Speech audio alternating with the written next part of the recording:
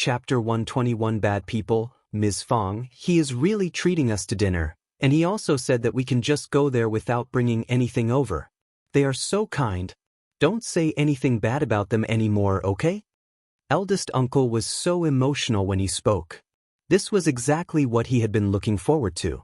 The whole family was in harmony and no one was taking advantage of each other. It was so nice. Qiao Xian and Xiao Yunduan exchanged a look and understood why the second section of the family was suddenly asking them to eat dinner together.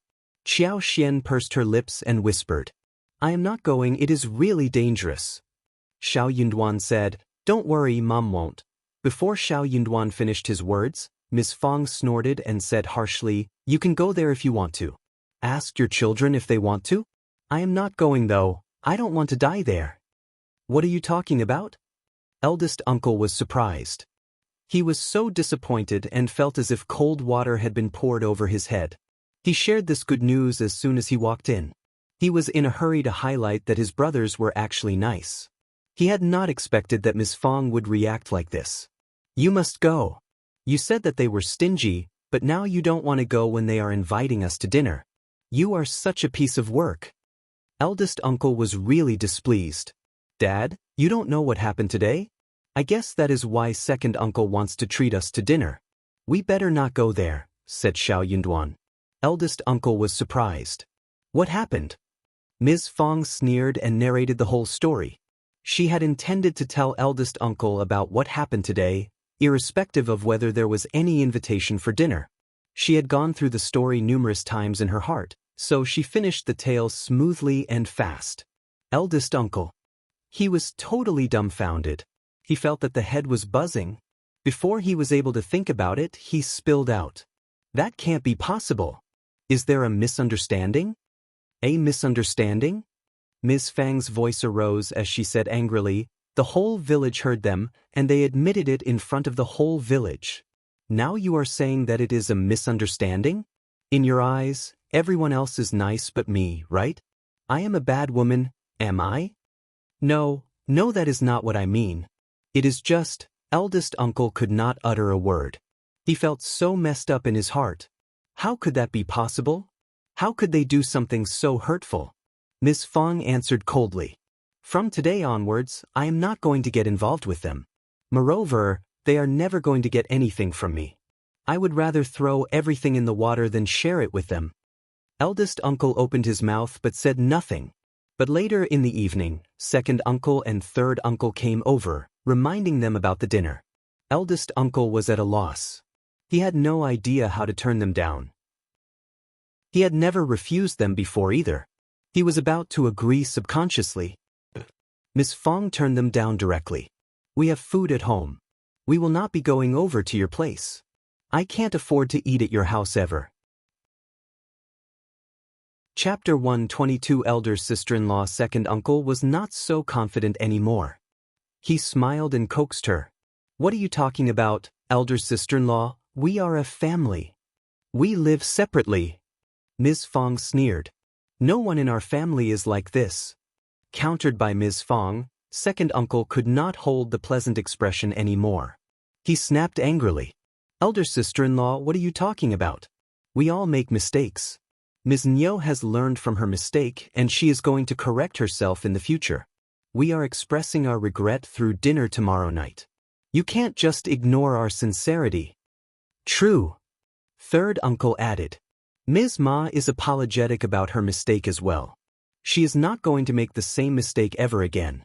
She likes to spread rumors, but she is not a bad person." Same goes for Ms. Niu. "Elder brother, just talk to elder sister-in-law. We are a family, and we will become a laughing stock for others around us if we are not in a harmonious relationship." "True, elder brother." Both second uncle and third uncle understood clearly what the eldest uncle wanted. They knew how to make him feel soft-hearted. They kept installing ideas into eldest uncle by saying sorry and how terribly they had behaved. Eventually, eldest uncle sighed.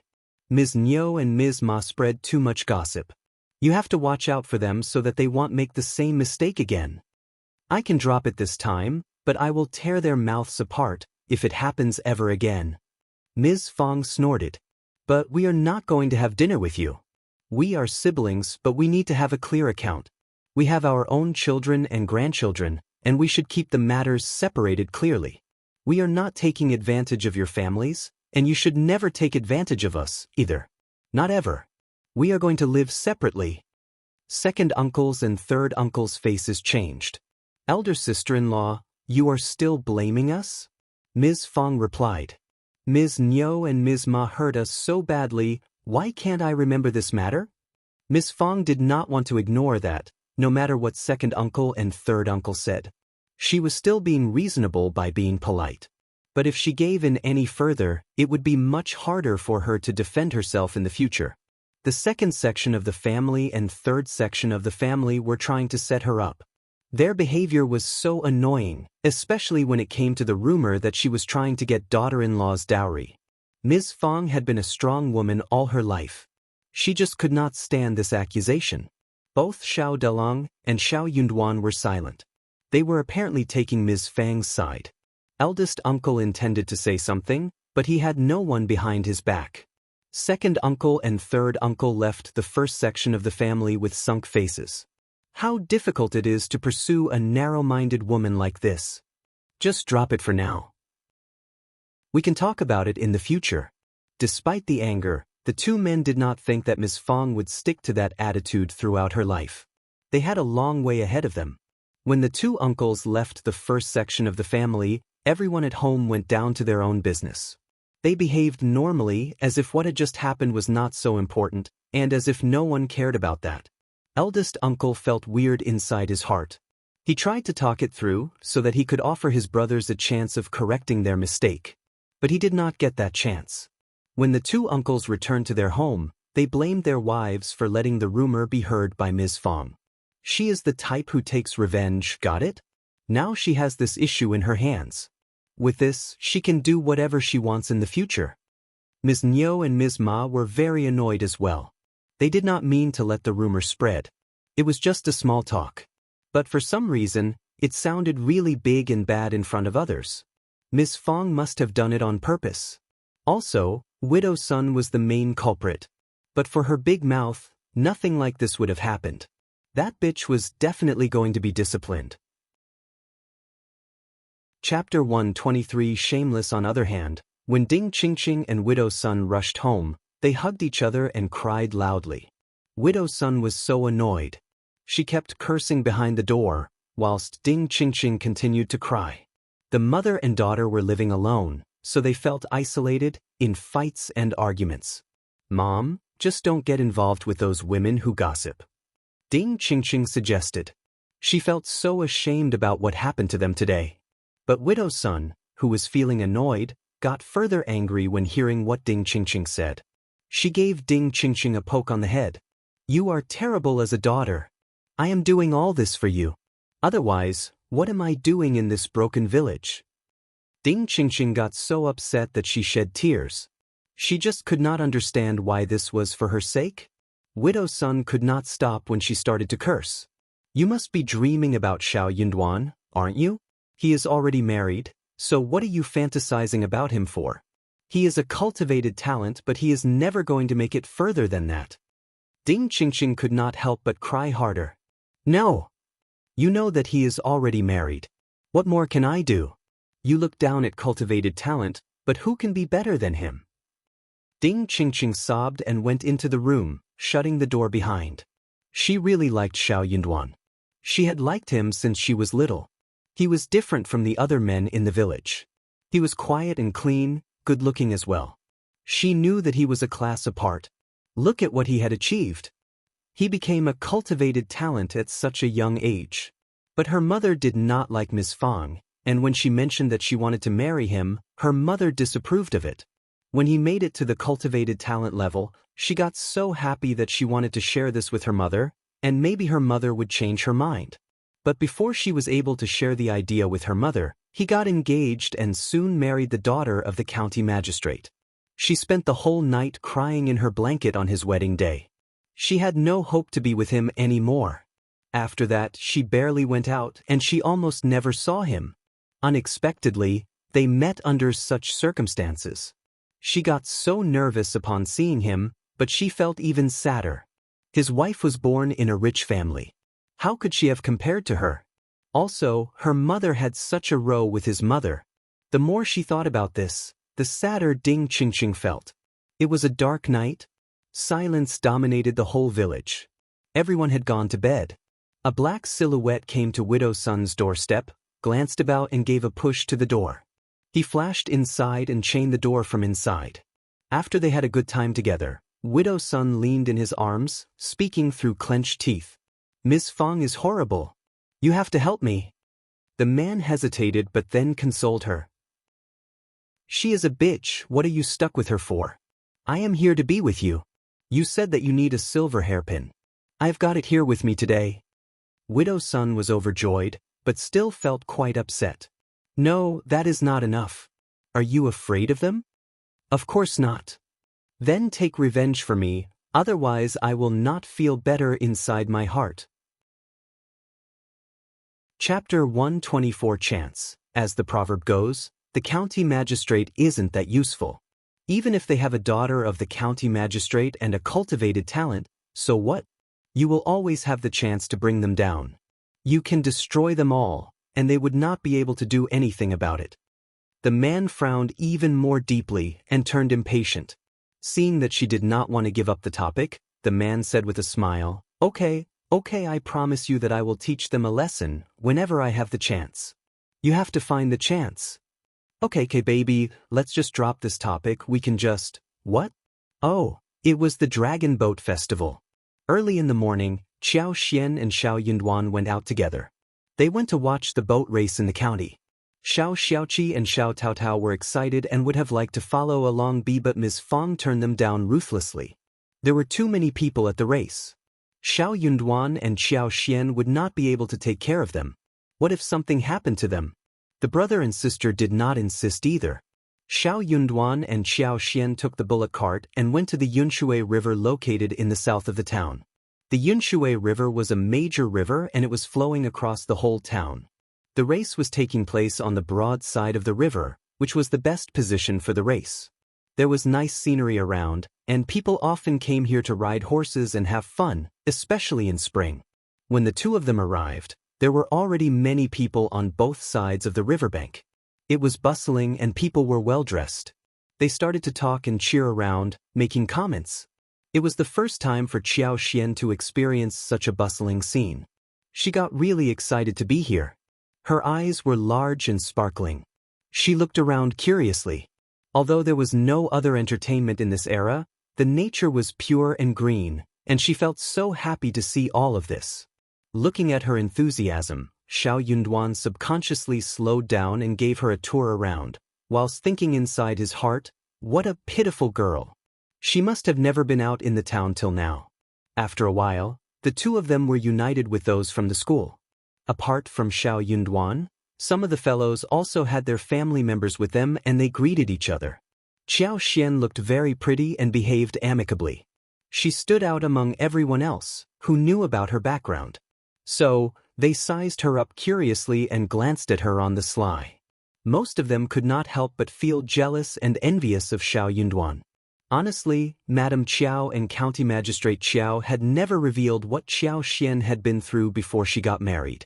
After all, it was related to their reputation. Therefore, all they knew about her was that she had a noble background. Xiao Lulang felt even worse inside his heart. Some of his fellows liked to tease him because they knew that he was narrow-minded. They kept saying that Xiao Yunduan was lucky and talented, and that he was going to have a promising future. That made Xiao Lulang feel even more jealous. He swore to himself that he was going to bring down Xiao Yunduan on the occasion of couplet making today.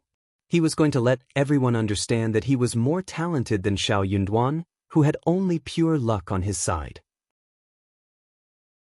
Chapter 125 Face for them soon. Dean Meng and Mr. Zhou as well as Mr. Wu from Minghua College came over as well. All of them looked really excited. I did not expect that Officer Qiao would be here. He is hosting a banquet with County Officer Zhang ahead. Let's all go and celebrate with them. Oh yes, Madam Qiao and Lady Qiao are both here, so all of you should behave yourselves well. All the disciples looked both surprised and overjoyed. That is great. Yes, that is such a rare opportunity. Mr. Dean, don't worry, we will all behave well. As they were expressing their excitement, they could not help but look at Xiao Yunduan, and they could not help but feel even more jealous. Xiao Yunduan was Officer Qiao's son-in-law. It must have been for his honor that Officer Qiao had gathered everyone. Qiao Xian followed along with the group. Xiao Yunduan looked at her. He could not help but show worries on his face. Qiao Xian smiled at him and shook her head slightly. Don't worry, they don't want to be humiliated. They wanted to keep their facade and would not do anything to her openly. Officer Qiao was her father, and the whole family was here, so she needed to greet them no matter what. Officer Qiao was having a great time with the folk, and all the officers were watching the show. But they were in a very good position, where they were separated from the others, with guards standing by so the civilians could remain separated. It was a high spot in that area, where the view was excellent. It was not very close or far away from the bank. It was the perfect place to watch the show, not crowded but bustling. So when the group came to this place, they were far removed from noise. They all went up and greeted the honored guests. Officer Qiao looked chubby and white, wearing a kind and affable smile. He was greeting everyone with politeness, and even chatted for a bit with Dean Meng, who was asked to take the seat. Qiao Xian bowed and greeted them as well. Hello, father, madam. Oh, you are here? Oh, all right. Officer Qiao was surprised to see Qiao Xian here, and he almost burst out the question, who are you? As he looked closer, he noticed that it was the concubine's daughter. Otherwise, he would have lost his face in front of so many people. Officer Qiao was very surprised. Somehow he sensed that his daughter seemed to look a bit different from before. No wonder he almost did not recognize her. But that was a momentary thought which did not lead to any further ideas. He barely met this daughter of his before, and did not know well what she looked like. But Madame Qiao's and Xiao Wei's faces changed. Xiao Wei was almost going to snap at Qiao Xian, but for Madame Qiao's reminder, Qiao Xian smiled. You are here too, come and take a seat. Okay, madam. Qiao Xian smiled and behaved gently, walking towards the seat next to Madame Qiao with composure. After she took the seat, she looked up and met Xiao Yunduan's concerned look. She smiled at him, trying to console him. She was right. Madame Qiao would not humiliate her in public. Not everyone from the college had the seat, except for Dean Meng and some cultivated talents. All the others were standing behind the seats. But Xiao Lulang was different. Chapter 126. Young Master Xiao Lulang was not a cultivated talent, but he was Xiao Yunduan's cousin, whilst Xiao Yunduan was County Magistrate's son-in-law. Therefore, Xiao Lulang pretended not to know the rules, and took the seat. No one went up to ask him to get up. Qiao Xian soon noticed that on the left side of Officer Qiao, there were two strange young men seated. Both of them were over 20 years old. One looked full of knowledge. He had a noble temperament, holding a folding fan, dressed in white, and was very elegant. The other person was slightly younger. He had handsome features and a pair of peach blossom eyes, flying diagonally into the temples, long and narrow. He looked bright. He had a smile on his face, giving people a feeling of laziness and arrogance. The royal blue robe with gold trim was very gorgeous, which made him even more eye-catching. Both of them had a very interesting attitude towards Officer Qiao. They were polite but not flattering. On the contrary, Officer Qiao seemed to flatter the handsome man in white every now and then.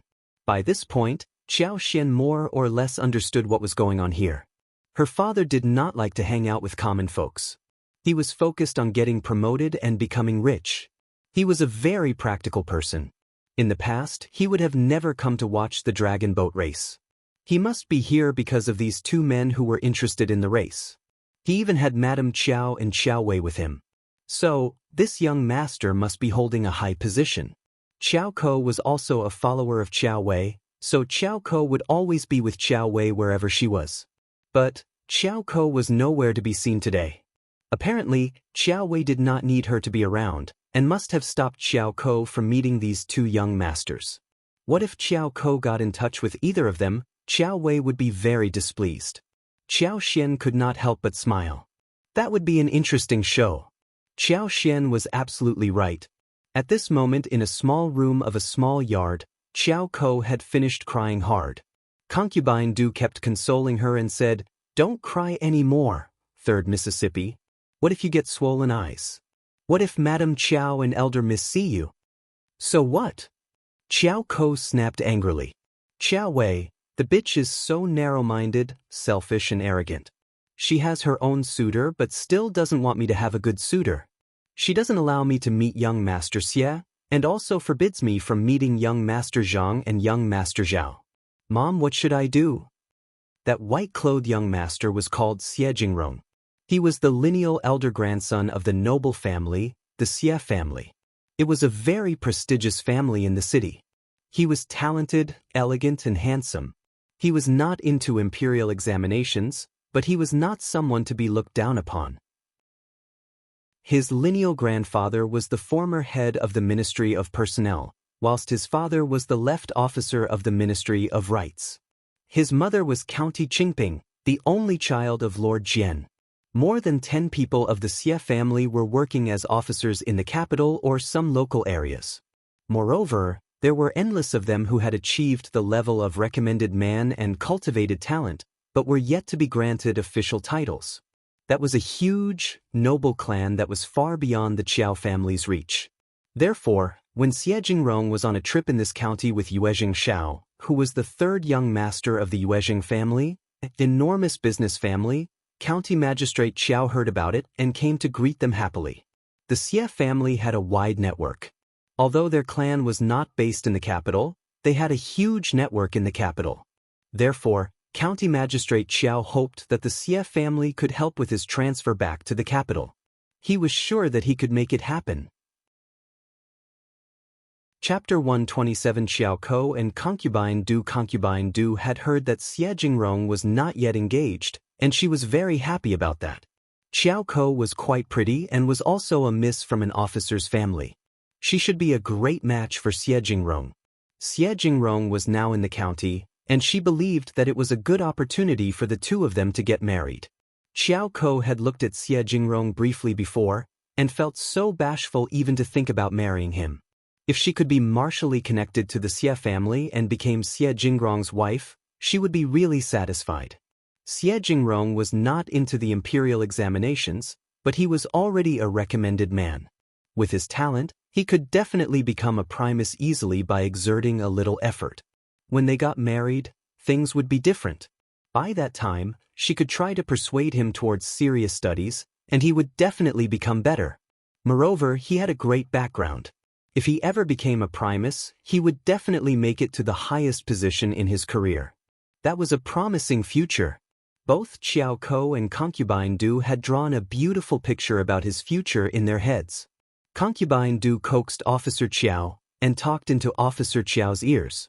He was moved. However, after speaking with Madame Qiao turned down the proposal calmly. She was not as talkative as Concubine Du and did not make a long speech.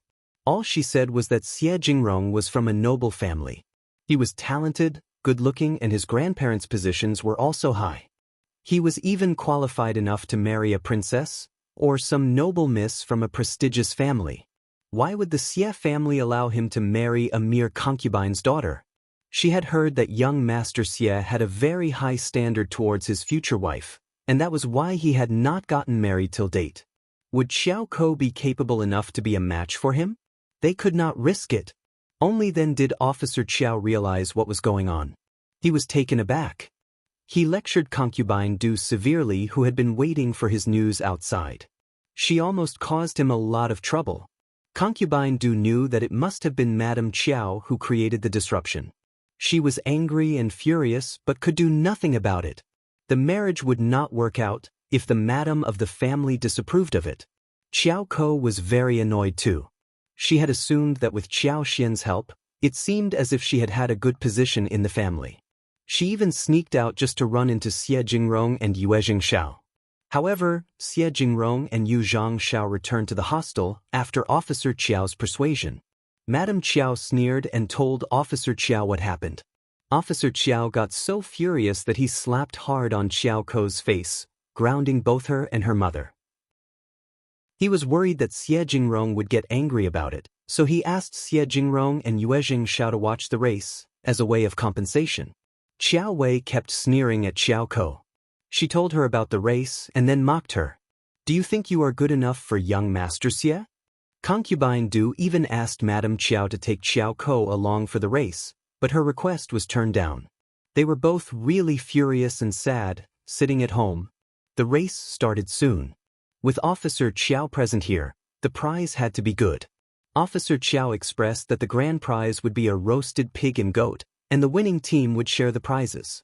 In addition, the winning team would be granted 2 liang. The prize was extremely luxurious. Chapter 128 praises every team spared no efforts for the race this year, and the civilians were all very excited, cheering along the banks. With the order put forward, the sound of drums was violently falling like raindrops, and the dragon boats that were ready to go like an arrow from the string rushed forward across the water. The civilians on both sides were cheering in excitement, loudly. The boats were speeding, chasing one after another. It was a great scene. Xiao Xian was watching with a lot of concentration, and she almost clapped in excitement, but for the place she was seated at. Qiao Wei rolled her eyes as she saw how Xiao Xian got excited about the show. How narrow-minded and stupid. Xiao Xian blinked her eyes and turned to Xiao Xian. What are you talking about, sister? Xiao Wei sneered and said, I am speaking highly of you. Xiao Xian got excited and replied cheerfully, as her clear-looking eyes sparkled.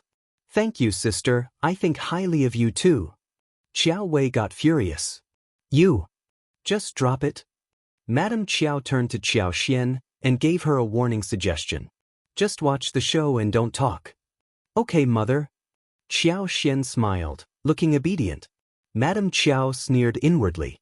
She somehow felt that she had been making no efforts to tease this woman. This bitch seemed to get so increasingly annoyed after she got married. She used to be so obedient in the past. Was she thinking that she was a broken jar and she did not need to care about anything? Xiao Wei was even more furious. She was always the dominator among the 3 sisters, and could always do whatever she wanted. Now she had been set up by Xiao Xian, who might have had no idea that she had set her up. But she was still really furious. She found that she had been tricked. The race went on. Although this section of the river was wide, it was obviously impossible for a total of 26 dragon boat teams to line up all at once. Therefore, the preliminary competition was divided 4 times over. Each time the first place would be rematched to compete for the top spot. The whole process of the game was very lively and intense. When everyone watched the game, they even wrote poems to add to the fun. County Magistrate Xiao learned that Xie Jingrong was very talented and that he loved to write poetry too. So he exchanged a few words with Xie Jingrong and then gave some regards to County Officer Zhang. County Officer Zhang said loudly, Today is the Dragon Boat Festival, which coincides with this lively event. We can't have fun without poetry? What about we all make some poems for the beautiful scenery around here? County Magistrate Qiao laughed and added, Yes, County Officer Zhang is right. Dean Meng, don't be restrained, just make some poems, so we can let young Master Xie make some remarks about them. That would be such a great honor. Xie Jingrong felt helpless, but he was a man with honor. Instead of countering him, he lowered his head slightly and said, Thank you for the compliment, Officer Qiao. Yuezheng Xiao wasn't so happy.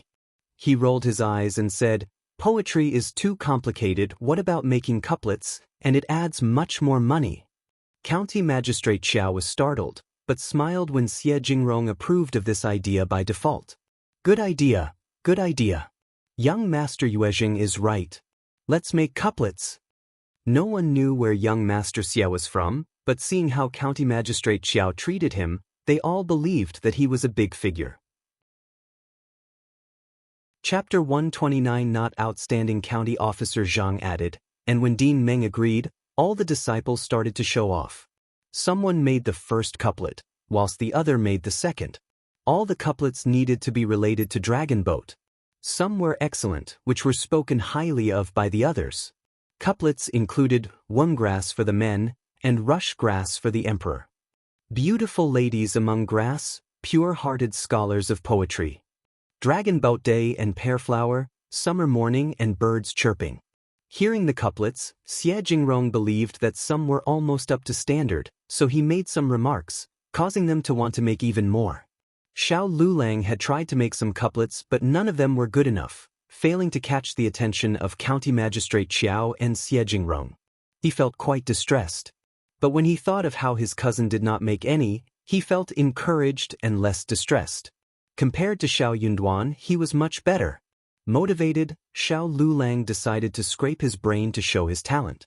In fact, Xiao Yunduan just did not want to make any couplets. He did not like to stand out. Also, Officer Qiao and Madame Qiao did not like him, and Madame Qiao held a grudge against him. In this case, he tried to keep a low profile and stay away from the mess. However, the more Xiao Yunduan wanted to stay low profile, the less he was able to. When countered by Qiao Xian, Qiao Wei had been holding a grudge against her sister and was trying her best to find a way to take revenge for the trap she herself had set. She hated to be talked down to, so she decided to direct her grudge towards Xiao Yunduan. When all the disciples were competing among themselves, only Xiao Yunduan stayed silent. Qiao Wei, of course, did not know that Xiao Yunduan was doing that on purpose. She thought that Xiao Yunduan lacked the knowledge to make any couplets. Therefore, she was going to humiliate this idiot in public. That was like humiliating Qiao Xian. It would make her feel less annoyed. Qiao Wei rolled her eyes and whispered to her maid, Fendi, next to her.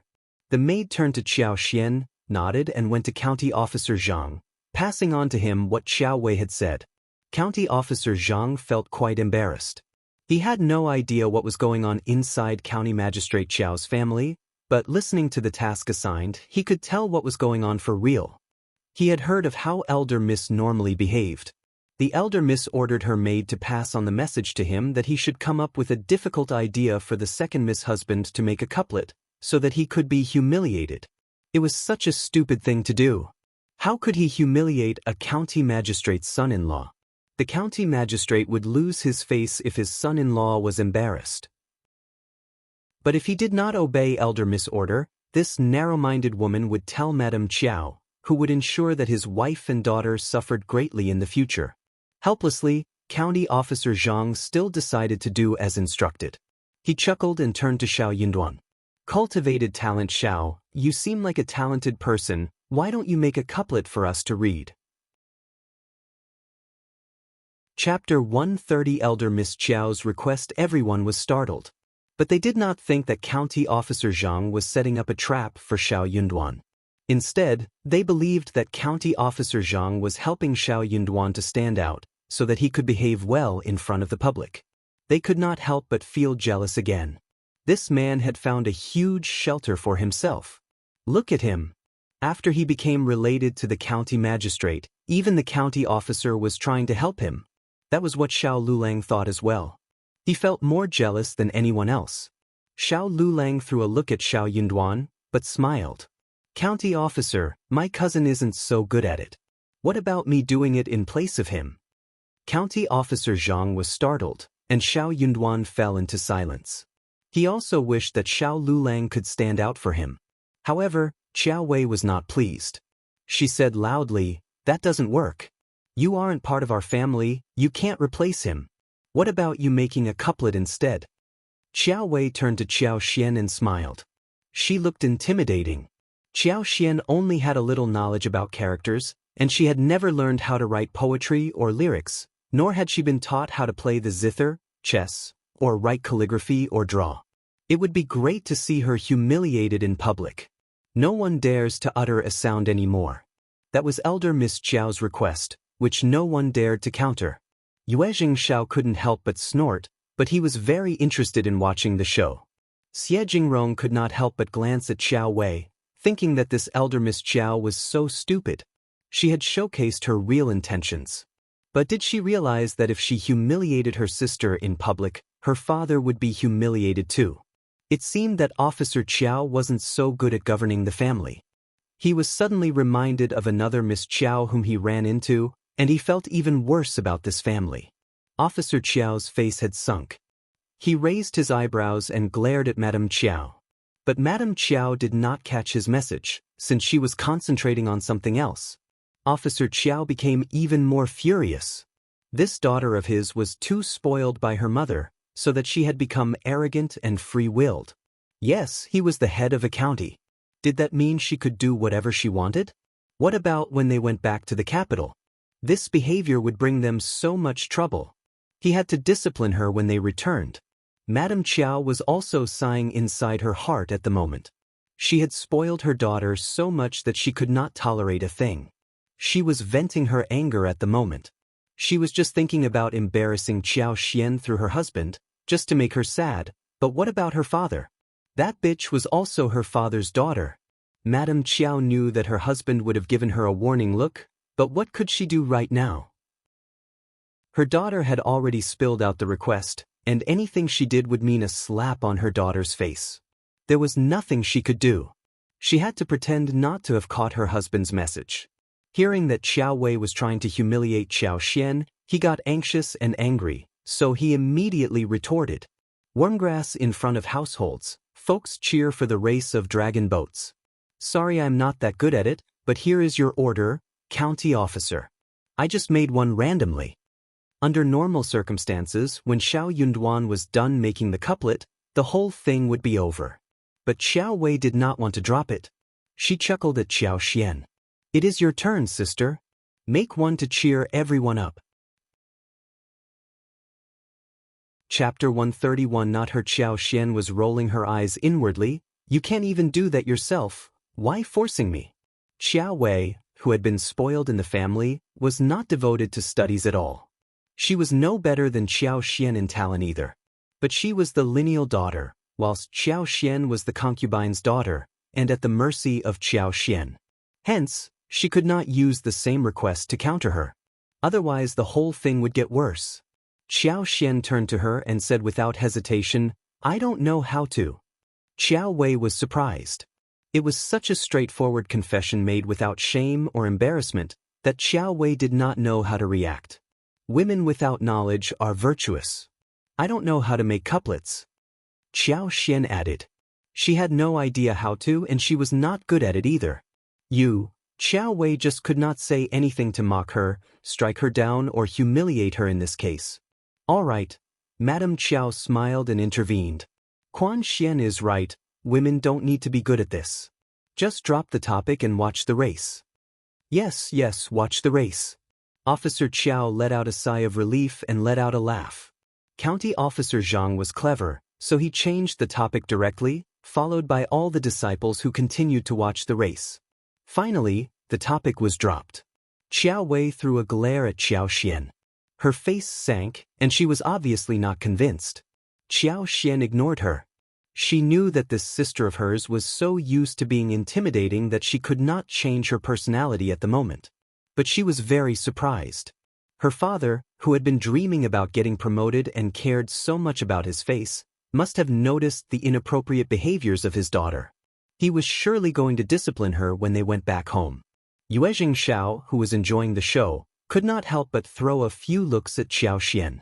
He was both interested and surprised. He had witnessed numerous fights between lineal daughters and concubines' daughters.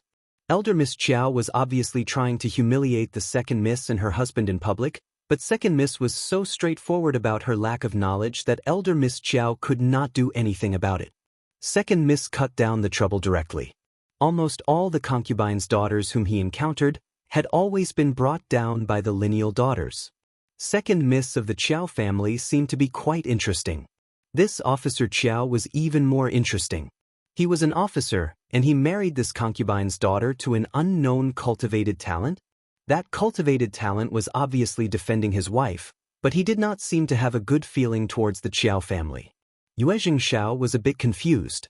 He had not expected that there would be such a big show in a county magistrate's family. It was almost lunchtime, and the race came to a good end. Everyone waved goodbye to each other. Xiao Xian and Xiao Yunduan left before everyone else did. Had I known that we would run into them, I would not have come here. It is my fault. Xiao Yunduan sounded guilty. I should have known about this before. Xiao Xian was not as angry as before. She smiled and waved her hand. Officer Qiao did not have the interest in watching the show earlier. No one would have predicted that he would be here today. Oh, I really want to eat glutinous rice dumplings at home and barberries. Let's finish our errands and go home. Xiao Yunduan nodded. Okay, let's do it. The two of them went to landowners, hoping to see if there were any good fields available to buy.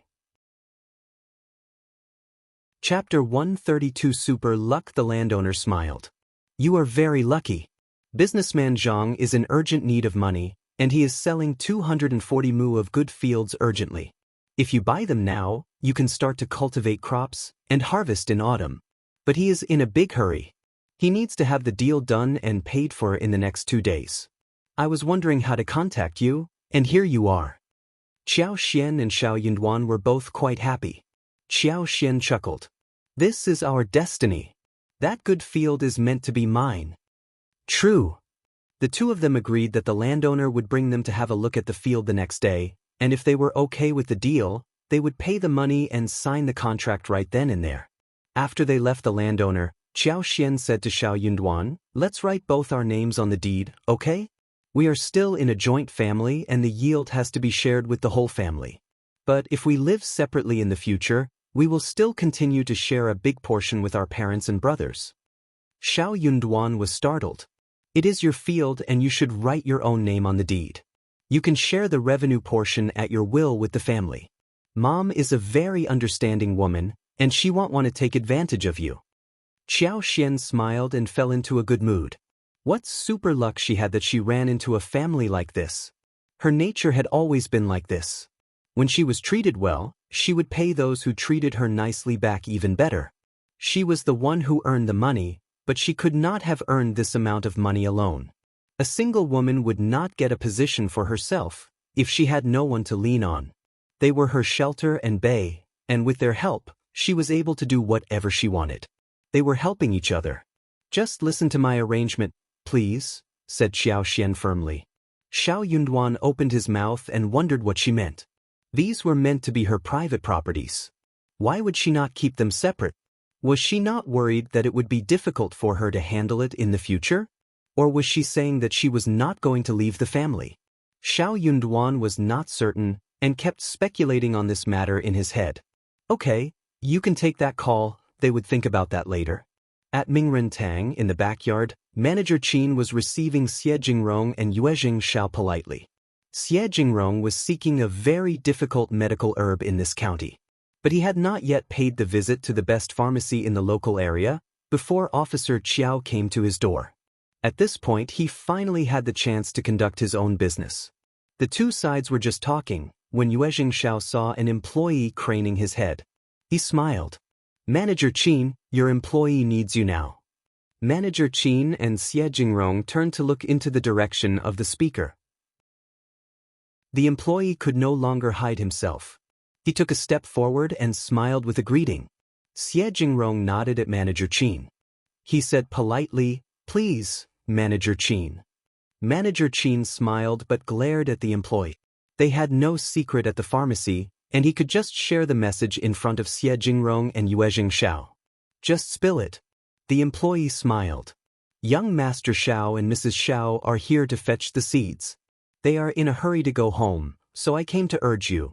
Xiao Yunduan and Qiao Xian had the ability of getting such a large quantity of wild honey and Gastrodia elata for the pharmacy, so they were well received at Manager Qin's place. If those things could be well planted, then the pharmacy would have a long-term deal with them. Chapter 133 Exception. Manager Qin was startled. He smiled. I almost forgot about that. I will be out there soon. Manager Qin turned to Xie Jingrong and said, Young Master Xie, young Master Xiao and his wife should be of great help for you. They live in the countryside and often go into the mountains. They have brought numerous good things to us. Xie Jingrong and Yuezheng Xiao were startled. Since Manager Qin said so, he must have gotten many excellent things from the couple but did not want to share those. Xie Jingrong said, Okay, in this case, let's bring them in here. That is exactly what I mean. Manager Qin chuckled and asked his employee to get the couple in. The employee answered and felt emotional. The couple was so lucky as to have come over at the moment. If the couple managed to help young Master Xie with even a small thing, they would have no worries in their future life. No worries ever. Xiao Yunduan and Qiao Xian, who heard that the manager had already got the seeds for them, were so happy that they decided to buy them and leave quickly. In this way, they could take a look in the market, buy some food and go home soon. But the manager had something else in store for them. When they came to the back hall, all 4 guests were startled. Cultivated talent Xiao, second miss of Qiao, what are you doing here? Yuezheng Xiao's eyes widened in surprise. Xiao Yunduan smiled and greeted them. This is quite coincidental. Sorry for the interruption. No, it is no bother. Yuezheng Xiao smiled. I did not expect that Manager Qin meant you too. Manager Qin could not help but smile as well. Since you are all friends, then we can save a lot of trouble. Please take your seats. Yes. They exchanged greetings and sat down. Manager Qin started the conversation. Soon, Xiao Yunduan turned speechless. Young Master Xie, you are seeking a Chinese fleeceflower root over 500 years old, yes. Xie Jingrong said, I don't know much about this county, so I came to the pharmacy to see if there are any contacts that can be used. Manager Qin suggests that you can help, so please, I would like you to help me, and if the deal is done, I will pay you a great amount as compensation. Pharmacies had their own sources of medical herbs. Some were planted inside the pharmacies, or cultivated by medical farmers or imported by herb businessmen. For ordinary medicinal materials, if a villager got 5 or 4 kgs and sold them in a medical store, they would not accept such small things since they had to process the materials, and the volume would be too small for processing. They would not want to do that. But there was always an exception. If rare medical materials were brought to the door, the pharmacies would accept that readily. Some pharmacies would even entrust experienced old hunters and farmers who knew about the mountains to seek rare things. That was why Xie Jingrong came to Mingrantang. Xie Jingrong was very much respected by people around because he came to the door personally and treated the manager politely, despite being a man from a highly noble family. Xiao Yunduan replied politely. Thanks, young Master Xie, we can definitely help you if we have the chance. But a Chinese fleeceflower root over 500 years old can be difficult to find. Xie Jingrong smiled and sighed. I know, just do your best, that would be enough. Chapter 134 Pause. Qiao Xian smiled and said to Xiao Yunduan, Darling, Chinese fleeceflower root is a very commonly seen thing. Although it isn't available everywhere, it is not so difficult to find. Since you have asked for it, young Master Xie, we will definitely give it our best. It was a favor being sent to the door. It was just a Chinese fleeceflower root over 500 years old. They could simply go into the mountains to seek for that with her superpower, one mountain after another. They would always find it. She could even find one which was 300 or 400 years old, and with her superpower, she could urge it to grow faster so the plant became 500 years old. Young Master Xie was a person whom even her father was afraid of. So, he must be a very important figure. She had to cozy up to him who was so powerful. It would be a pity to let go of this chance. Hearing what Qiao Xian said, Xiao Yunduan almost burst out in helplessness. She was lucky indeed, but she should not be this arrogant. After all, luck was an uncertain thing. It could not be touched or felt. Who could predict what might happen next? But he did not counter her when they were facing outsiders. He was worried, though, that she would say something that could not be realized, so Xiao Yunduan added, Yes, we will surely try, but we can't guarantee a good result. Yuezheng Xiao looked at both of them and then finally at Manager Qin. This couple looked to be quite unreliable. They seemed too indifferent when they spoke about this matter. Manager Qin, however, was very confident about the couple. He added with a smile, Yes, please, young Master Xiao and Madam Xiao. Just go and do the needful. I will be waiting for your good news. By this point, even Xie Jingrong found that they seemed unreliable. He thought that it would always be better if they could entrust Manager Qin to find some other helpers as well. There were many mountains in the county and the possibility seemed relatively small of just 2 people finding the requisite route. We will, said Xiao Yunduan as he got up, saying goodbye to them. Manager Qin did not keep them, but asked his employees to open the door to fetch the seeds of nodo ginseng and false starwort for them. Qiao Xian looked at Xie Jingrong and Yuezheng Xiao, not knowing what to say. Manager Qin did not know about her and County Magistrate Qiao's relationship, and she did not want more people to know about this, which might cause trouble. She wondered if these two people would spill out her real identity. Yuezheng Xiao noticed her behavior and smiled. "Anything you would like to say, Madam Xiao?" Qiao Xian smiled. "Should we deliver Chinese fleeceflower roots to Mingren Tang directly?" Xie Jingrong answered. "Yes." "Okay." Qiao Xian nodded and said, "Me and my husband are just common, ordinary villagers in the mountains, and we have no strong background behind us, nor do we know much about what is going on around, but we know what is in the mountains, so we will try our best to find it." Xiao Yunduan instantly understood what Qiao Xian meant. He added frankly, "Yes, so please wait for our message patiently, and if the deal fails, please forgive us, that is all." Xie Jingrong and Yuezheng Xiao were both smart men. They thought for a while and eventually understood what the couple meant. Yuezheng Xiao laughed involuntarily. "No worries." Chapter 135. An image. Yuezheng Xiao got even more curious. What was going on with County Magistrate Qiao's family? Manager Qin was not aware of Second Miss' real identity. This Second Miss did not seem to care about being married to a farmer's family, and even offered to look for Chinese fleeceflower roots. Could she be the county magistrate's real daughter? Or was she raised in the countryside? Could she really do it? Qiao Xian and Xiao Yunduan let out a sigh of relief, leaving directly. "Darling, this is a great opportunity. Let's go and buy some food to celebrate." Qiao Xian was very happy. Xiao Yunduan did not want to discourage her, so he nodded. "Yes, let's just try our best." If the deal was accomplished, it would be a huge favor they would have done for the powerful people. If not, they would have to accept it frankly. They could not be afraid of being defeated, otherwise they would be very sad if they failed. They needed to stay calm. Qiao Xian bought pork belly, ribs, 2 fat ducks, a roast chicken, some snacks, and head flowers for Tao Tao and Xiao Qing. When she was done shopping, she started to head home with Xiao Yunduan. At Mingren Tang, Xie Jingrong still asked Manager Qin to entrust several more hunters and experienced veterans in the mountains for help, before leaving with Yuezheng Xiao. Yuezheng Xiao could not help but laugh. Officer Qiao's family is quite interesting. Look at that second miss, she is more than ordinary. Then he laughed as well. Honestly, I have never met any concubine's daughter like her. Xie Jingrong frowned slightly as he turned to him. The Qiao family isn't a family with integrity, let's just drop it. But the second miss seems quite different. Not that he really cared how she was.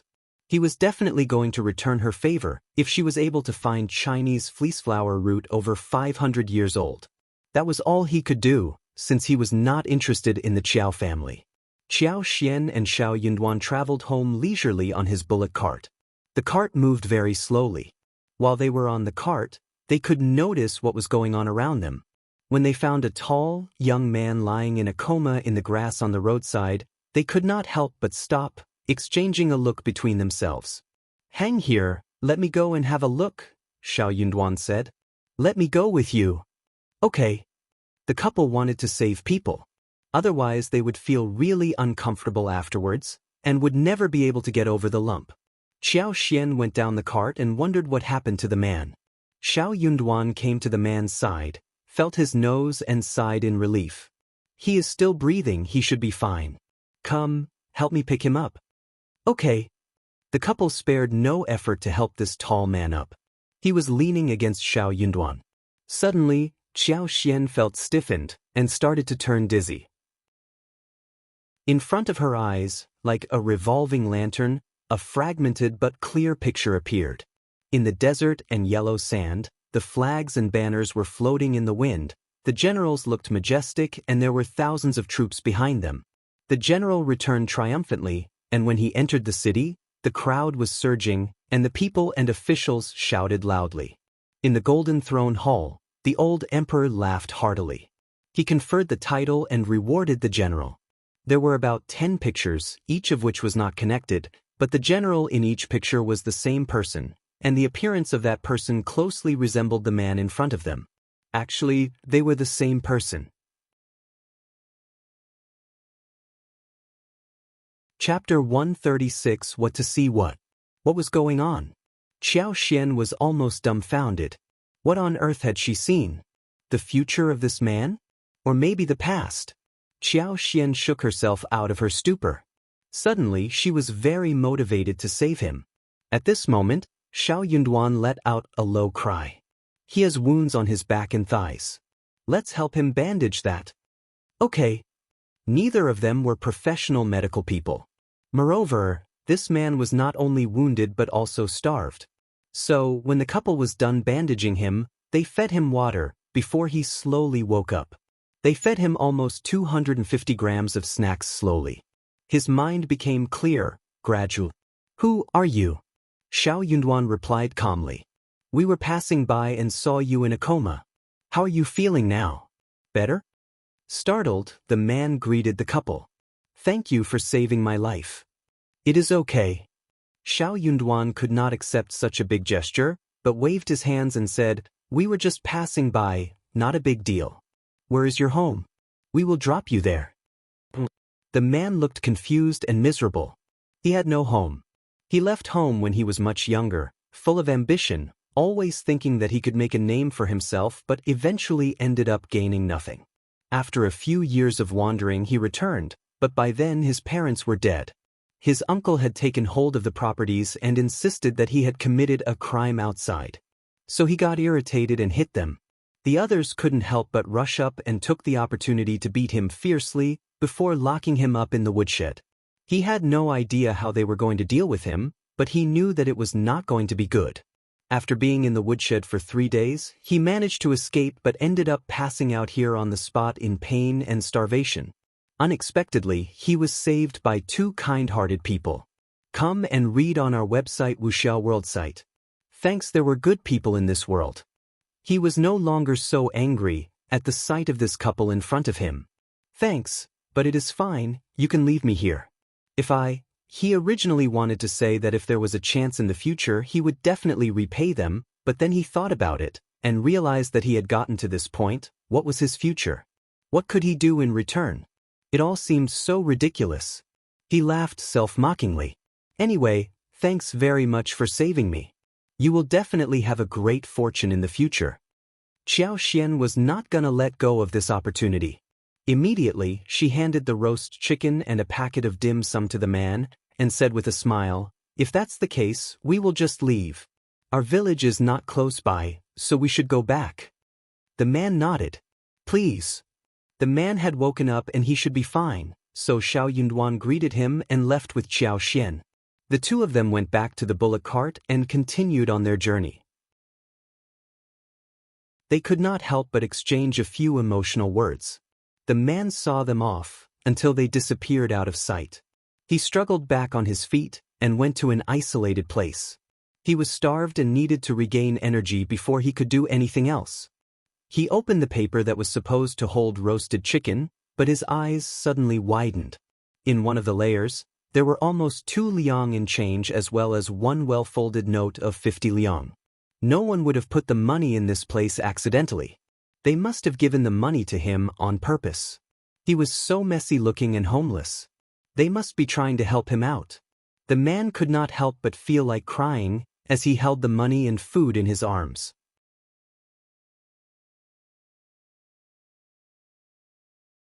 Chapter 137. An idea, shouting village. He mumbled inside his heart. He swore that he was definitely going to become someone accomplished in the future. At that time, he would return the favor and, more importantly, take his revenge. He was not going to live the rest of his life as a useless person. When Qiao Xian and Xiao Yunduan were back home, the glutinous dumplings were already steaming. The dumplings were put in a large iron pot, covered with a heavy wooden lid, and cooked on the stove. Some of the steam was escaping the lid, spreading the aroma of fresh grass and leaves in the whole room. It was festival time and everyone was craving the dumplings, which were eaten only once a year. They did not even eat lunch and instead waited for the dumplings. Seeing them returning, Miss Fang opened the lid and scooped out some large ones for them to eat.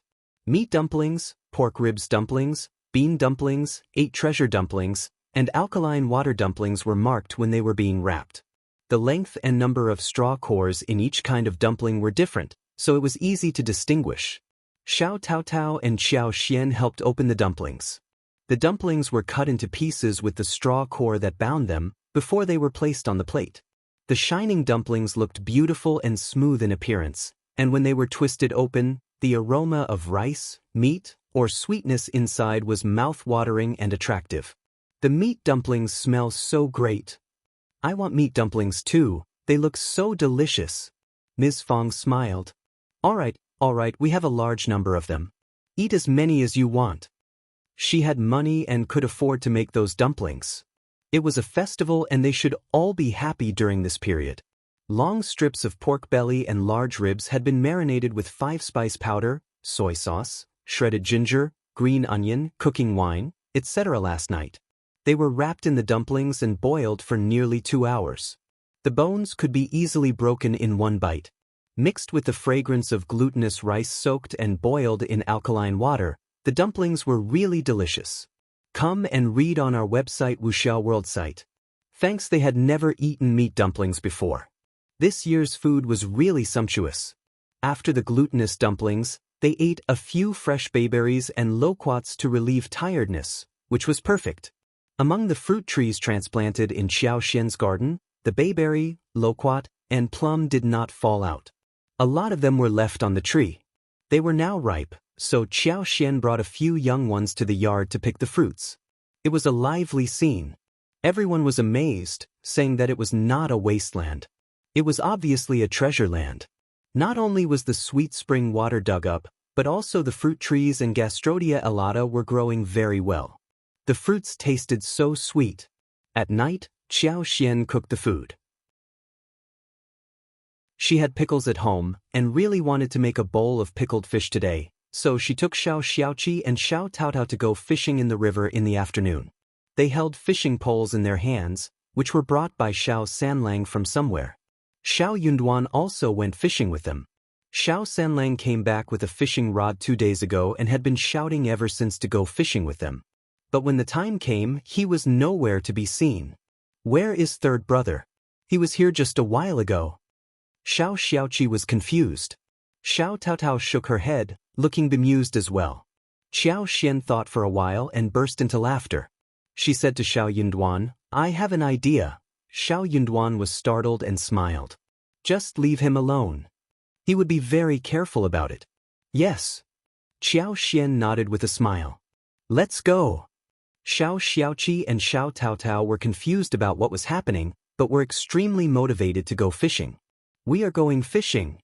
It was all right even if third brother wasn't with them.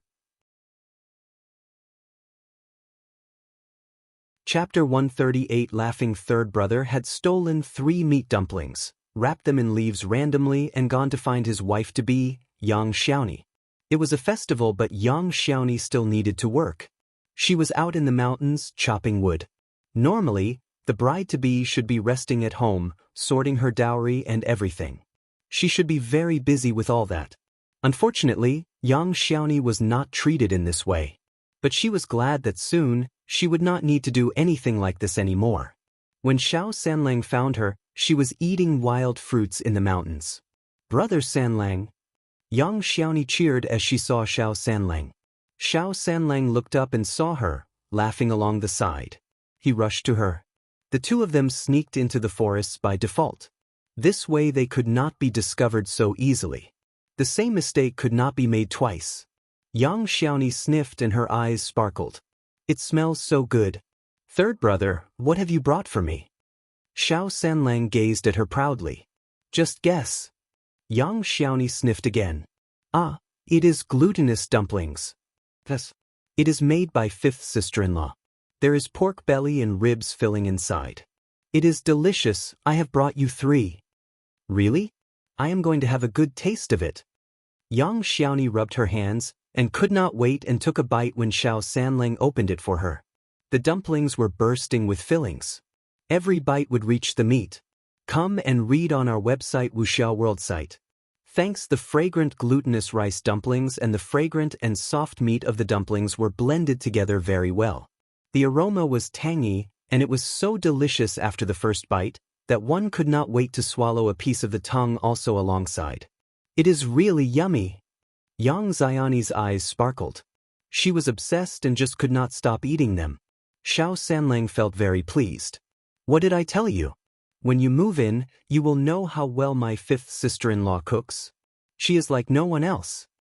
Yang Xiaoni agreed and looked expectant. I have never eaten a dumpling as good as this. Our fifth sister-in-law is so good at cooking. I wish I could move in with you directly.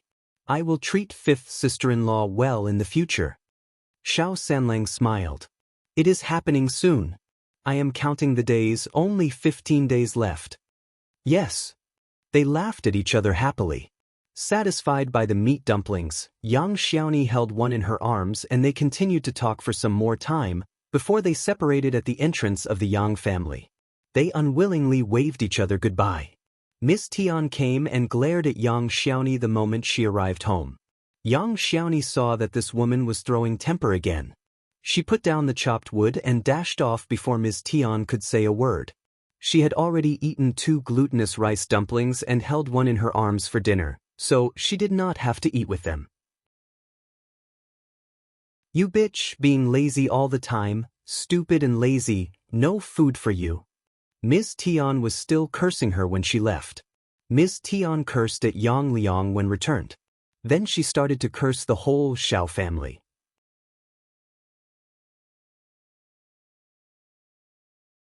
Chapter 139, His Own Reasons. It is a festival. Look at the Xiao family, they have given us nothing this time around. They don't treat us seriously. They won't spare a look at us in the future, forget before the girl marries the family. That was why Miss Tian was extra unfriendly to Yang Xiaoni today. She had assumed that the Xiao family would offer them some gifts at festivals, since the wedding was to be hosted in no time. She even looked forward to receiving glutinous dumplings and eggs from the Xiao family, as well as 2 chickens. They were waiting from morning to the evening, but received nothing.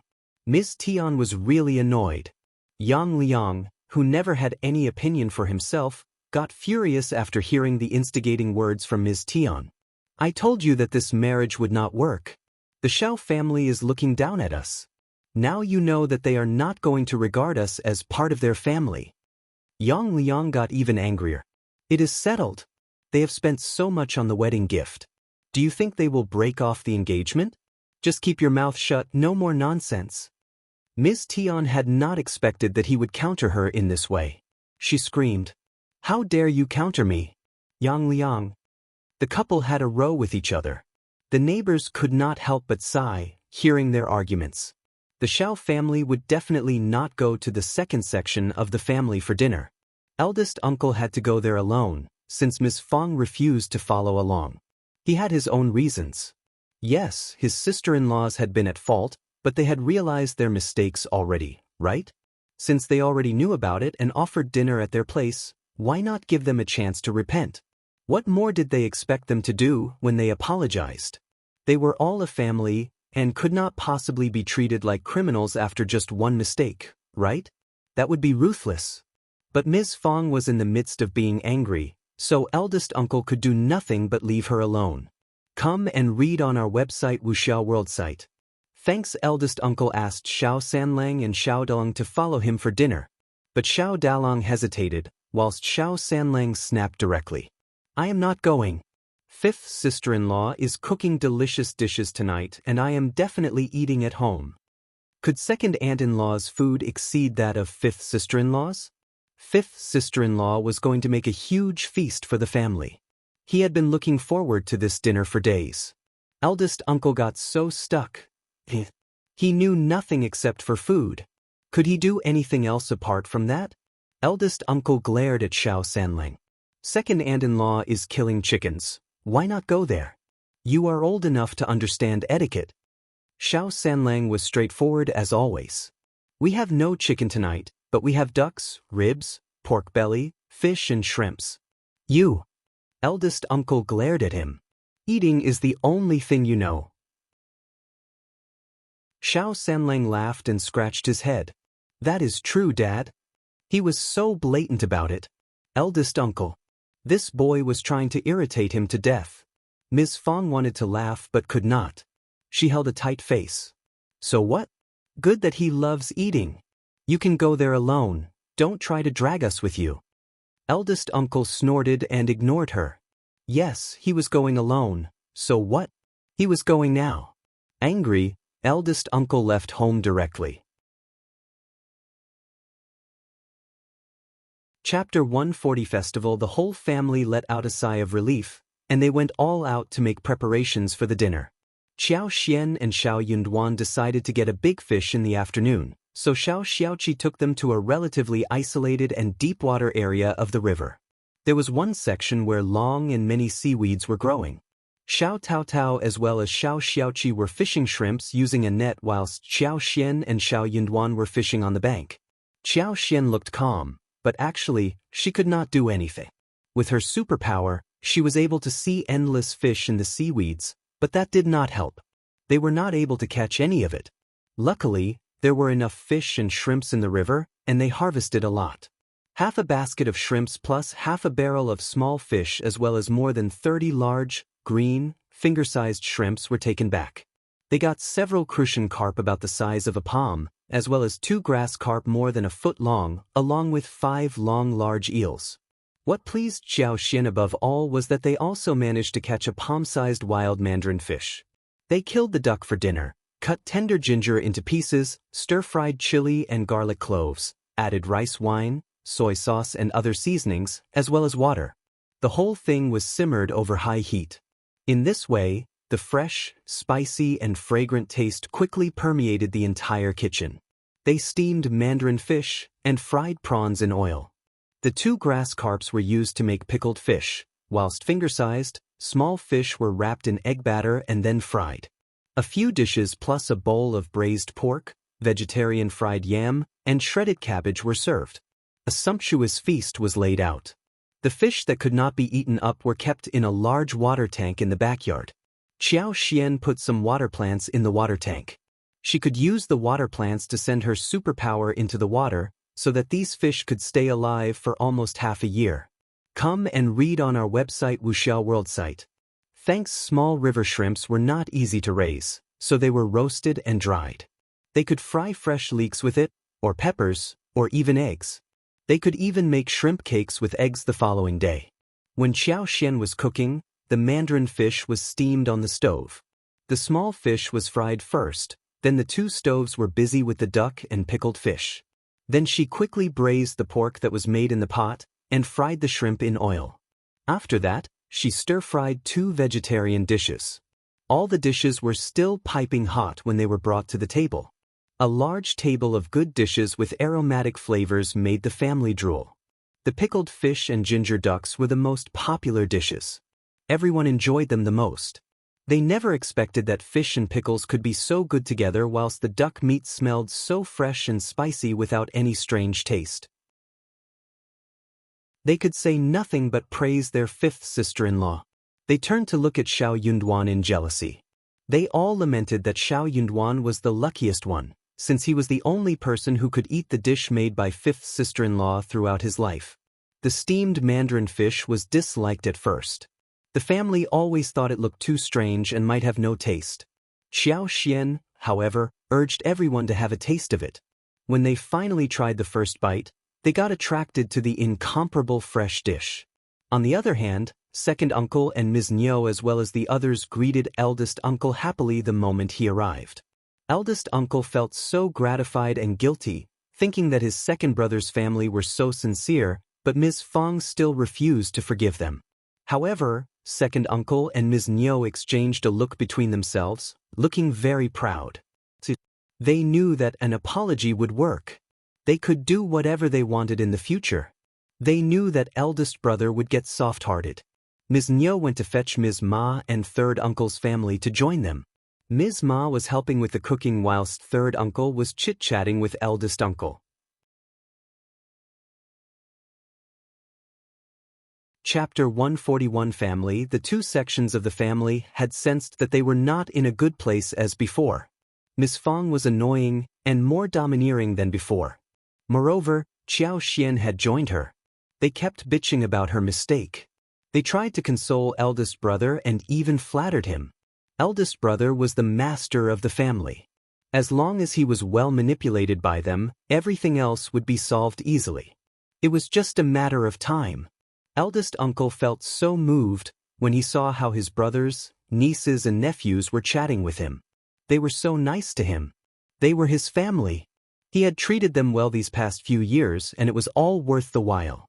Their parents would be gratified in heaven as well. He had lived up to their parents' standards. In the kitchen, Ms. Niu and Ms. Ma were quite distracted. Ms. Ma could not help but look outside the kitchen, mumbling, "What are eldest sister-in-law and everyone else doing? What is keeping them for so long?" True, they all believed that the eldest section of the family would definitely be here, with eldest uncle coming over first, and the others following later. Ms. Niu was quite displeased as well. She knew exactly what Ms. Ma meant. When Ms. Fang and Ms. Su were here, they would definitely help in cooking. Also, eldest brother treated them well, and would always come with some gifts, like a chicken, for example. Ms. Niu even expected to wait until Ms. Fang arrived to kill the chicken. A while later, Ms. Ma could not stand the wait anymore. What on earth is taking them so long? Xiaoji smiling, go and check on them. Tell them to be here as soon as possible. Just wait. Ms. Niu stopped her. Let's just hold on. We can kill the chicken and make the food. We will fetch them when dinner is served. Ms. Ma was startled. Ms. Niu really started to think that she was stupid. She snapped. Haven't you got it? Eldest sister-in-law is so annoyed by us that she wants to postpone her arrival. Just drop it, we can make some dishes as we want. Ms. Ma nodded. Come and read on our website Wuxiao World site. Thanks, that was exactly what Ms. Fang would have done. She is so stingy. We have apologized and made dinner, what more does she want? Should we kneel down and kowtow to her? Ms. Niu rolled her eyes. What else can we do? Ms. Ma was stuck with words. Yeah, what else could they do? All right. It was their own fault that they were caught red-handed. They had to be tolerant at the moment. It was Widow's son, the bitch's fault. But for her big mouth, nothing like this would have happened. That bitch needed to be punished. So, Ms. Niu and Ms. Ma dropped the idea of fetching Ms. Fang at the moment, and pretended to make dishes with full sincerity. Ms. Niu, against her will, killed one of her chickens, whilst Ms. Ma brought 12 eggs as well as some vegetables from her house. They made the dinner without putting any oil or salt in it. When dishes were served on the table, Ms. Niu smiled. Eldest brother, the dishes are ready. What are eldest sister-in-law and the others doing? Yes, we are all waiting for them. Ms. Ma added with a smile. Eldest uncle's face stiffened. It is fine, we can wait a little longer. Smiling Xiaoji, go and fetch them, okay? Second uncle made a gesture and let them leave. Eldest uncle was about to stop them, when he suddenly realized that maybe these two children would be able to move Ms. Fang.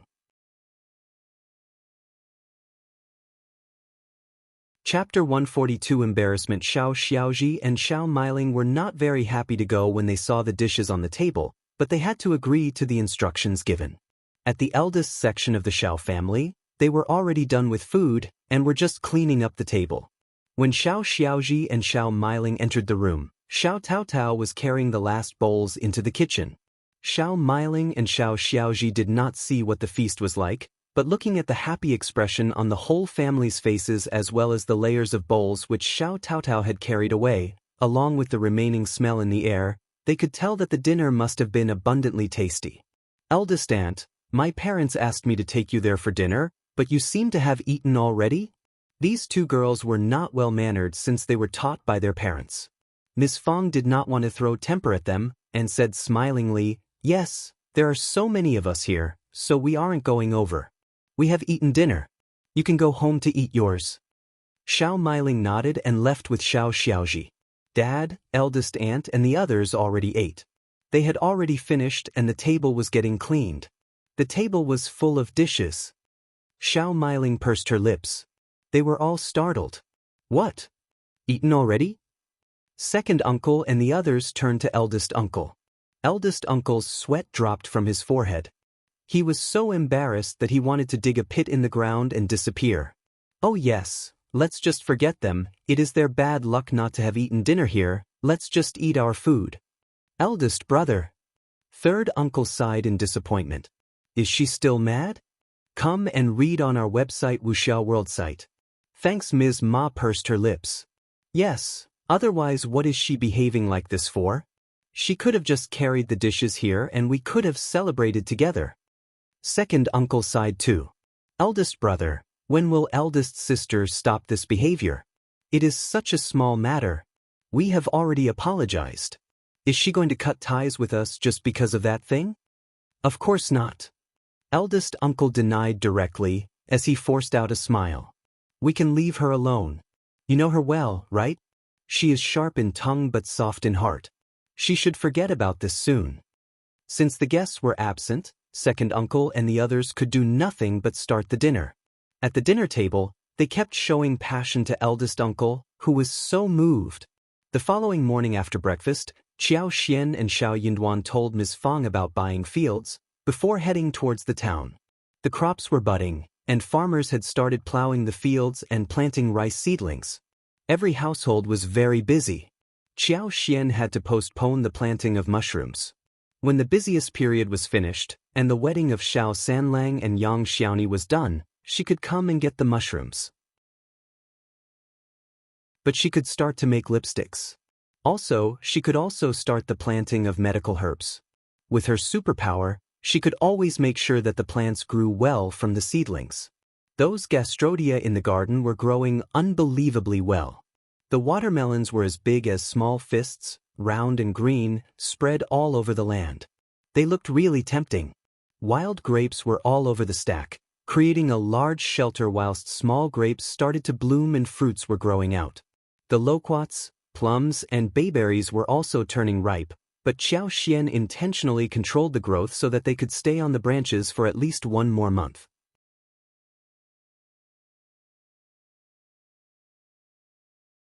Chapter 143 Arrival. The couple came to the town and visited the Zhang village with the landowner to check out the field. Zhang village was located in the east outskirts of the county, almost 10 miles away from the town, closer to the county compared to the Shaoding village. It was a really good area of more than 240 mu gold fields. Since they needed cash urgently, and the seller did not want to split them, very few families were able to pay in cash at one go. So Xiao Yunduan and Qiao Xian bought the whole thing at a low price. Qiao Xian was very satisfied, so she made the deal right there and then. The field was sold at 7 liang 1 mu, which should be 1,680 liang for the 240 mu in total. Qiao Xian bought another 5 mu of drought field at 20 liang, where she intended to build a small yard for future residents. Therefore, 1,700 liang was spent in one go. They had around 200 liang left from selling gastrodia elata after this. When the fields were bought, the tenants were available.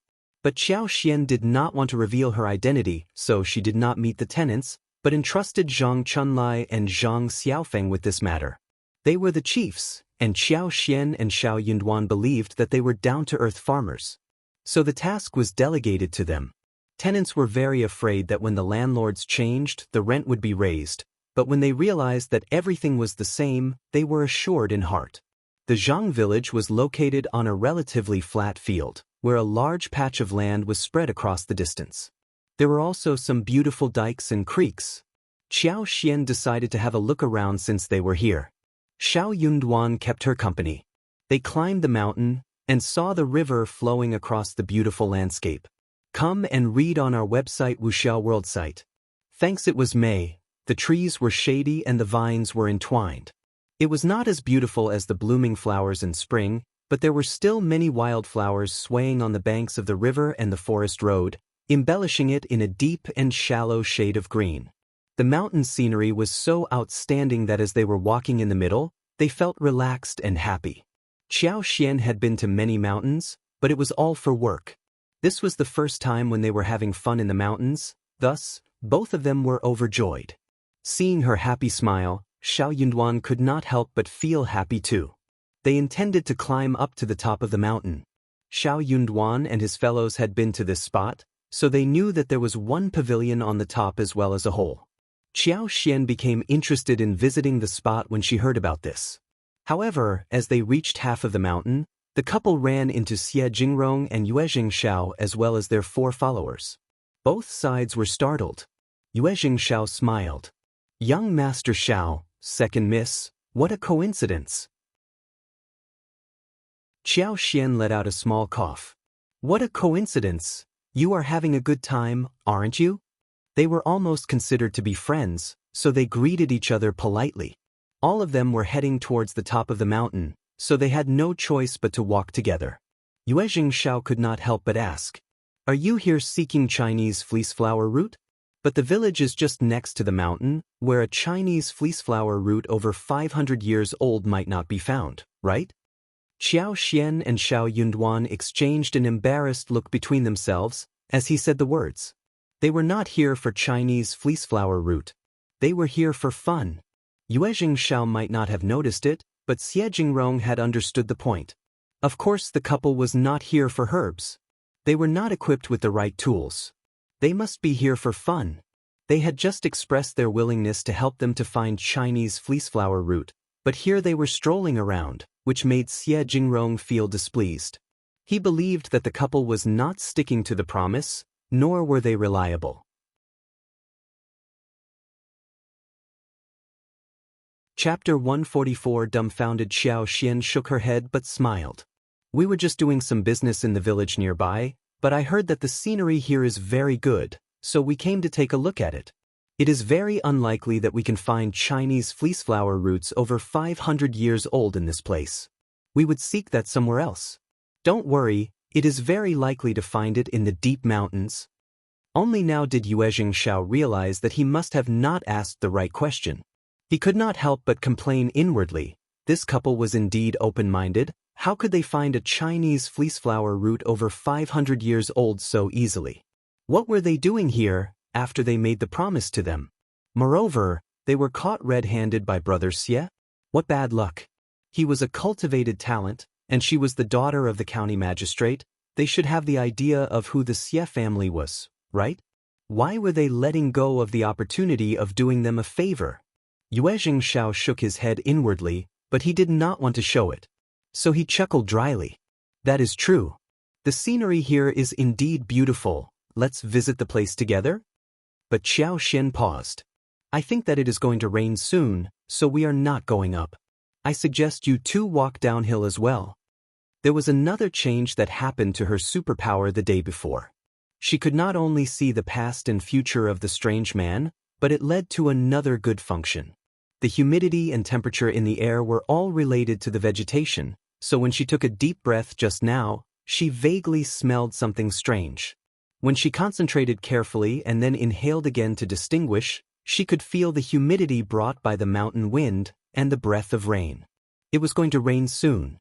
This new superpower of hers was still weak, and the range was not wide, hence the prediction period was not completely accurate. But she could easily confirm that it was going to rain soon. Yuezheng Xiao subconsciously looked at the sky, hearing what Qiao Xian said. It was sunny everywhere. How could it be raining anytime soon? Oh, she must be trying to find one excuse to get rid of them. Well, they were not friends, and worse, were caught red-handed for being lazy. The couple must be feeling rather uncomfortable inside their hearts. Come and read on our website Wuxiao World site. Thanks. Even Xiao Yunduan believed so.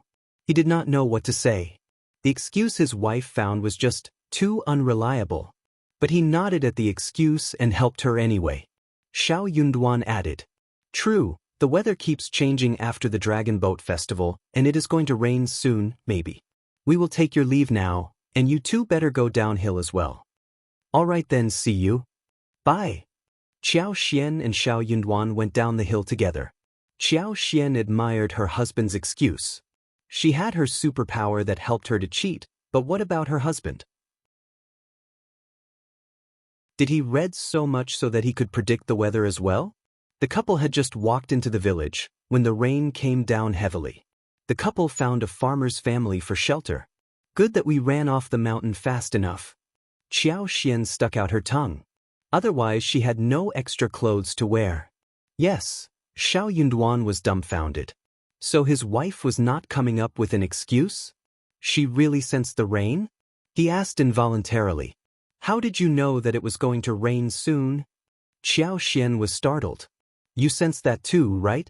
I saw the heavy cloud in the sky far away.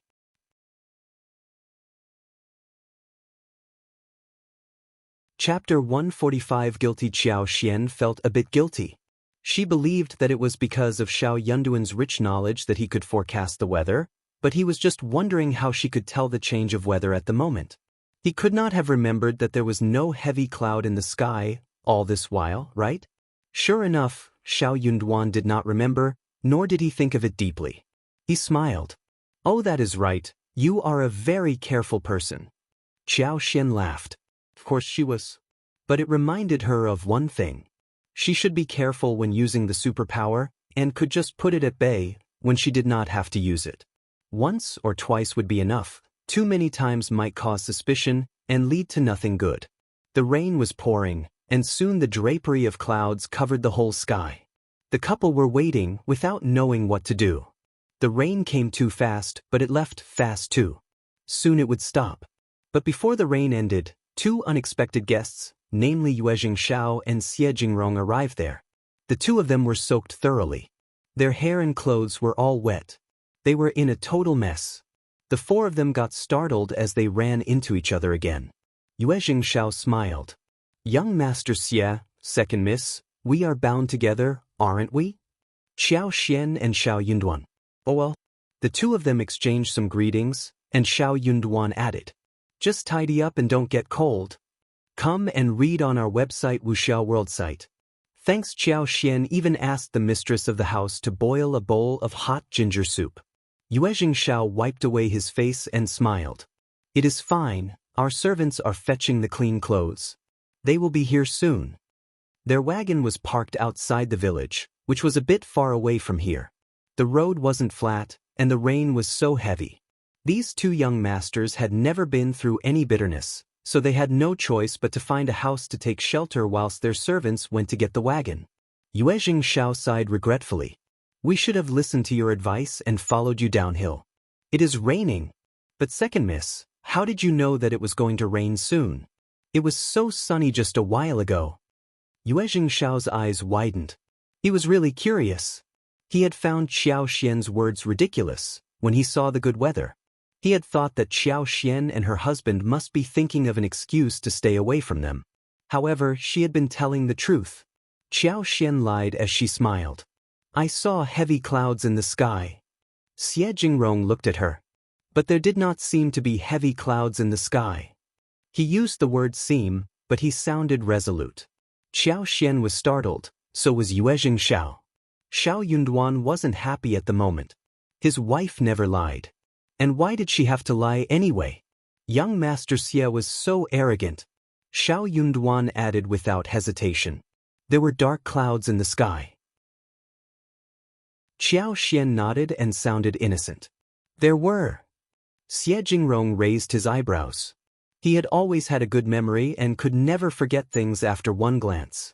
He remembered clearly that there was no heavy cloud in the sky, but could he have been wrong? Seeing the resolute look on the couple, Yuezheng could not help but feel unsure.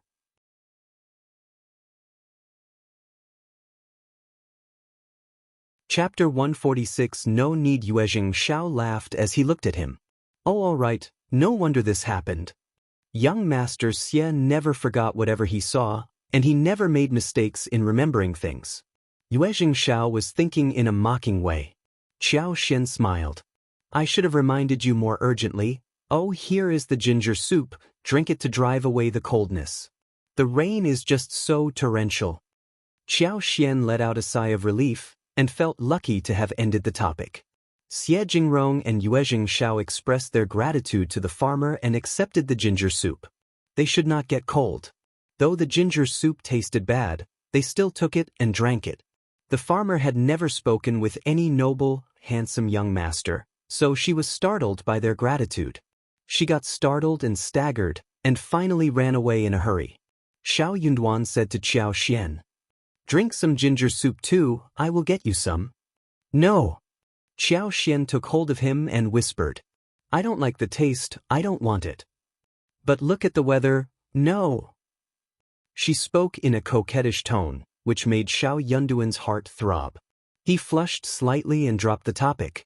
She was healthy, and had never complained about being tired after so many visits to the mountains. She should be well. Soon, Yuezheng Xiao's servants arrived. They came with a well-wrapped clothes bag, but not a wagon. The wagon had fallen into a water pit and was broken. Now they had to wait until the rain stopped, so someone could come and fix the wagon. There was nothing else they could do at the moment. The rain was slowing down and it should be over soon. But the road to town was very far away. Qiao Xian smiled. It is lunchtime. If you want, I can borrow the farmer's kitchen to make some casual food, what do you think? Yuezheng Xiao was startled. Second miss, you know how to cook? Qiao Xian chuckled as she raised her eyebrows. It is just cooking, right? Yuezheng Xiao laughed and said to her happily, Sure, then, thanks, second miss, we are really starving. Qiao Xian smiled. So are we. I will just make some casual food since I will be using the farmer's kitchen. You can change your clothes till then and wait. I will be done soon. Qiao Xian told them and dragged Xiao Yunduan inside to give her a hand. Xiao Yunduan had no opinion and followed her into the kitchen. Yuezheng Xiao found the whole scene so rare. He said to Xie Jingrong happily, Second miss is so interesting, so is cultivated talent Xiao. He is willing to cook food with his wife. How did second miss manage to make him so obedient? Xie Jingrong glanced at him. Just drop it. Making him so obedient? That was not a very polite phrase to use. Yuezheng Xiao chuckled and stopped. In the kitchen, Xiao Yunduan could not help but say, Are you really making food for them? She did not have to. Xiao Yunduan wasn't pleased. Why must his wife make food for those two? Qiao Xian patted his hands and smiled. We are starving too, right? And the farmer is helping us. It should be done quickly. I can help you as well, just tell me what to do. He knew that when she was making food at home, washing and cutting vegetables as well as dishing were all done by his elder sister-in-law as well as Tao Dao. She had never done such work before. She was a nobly born daughter, and did not know how to do all of these.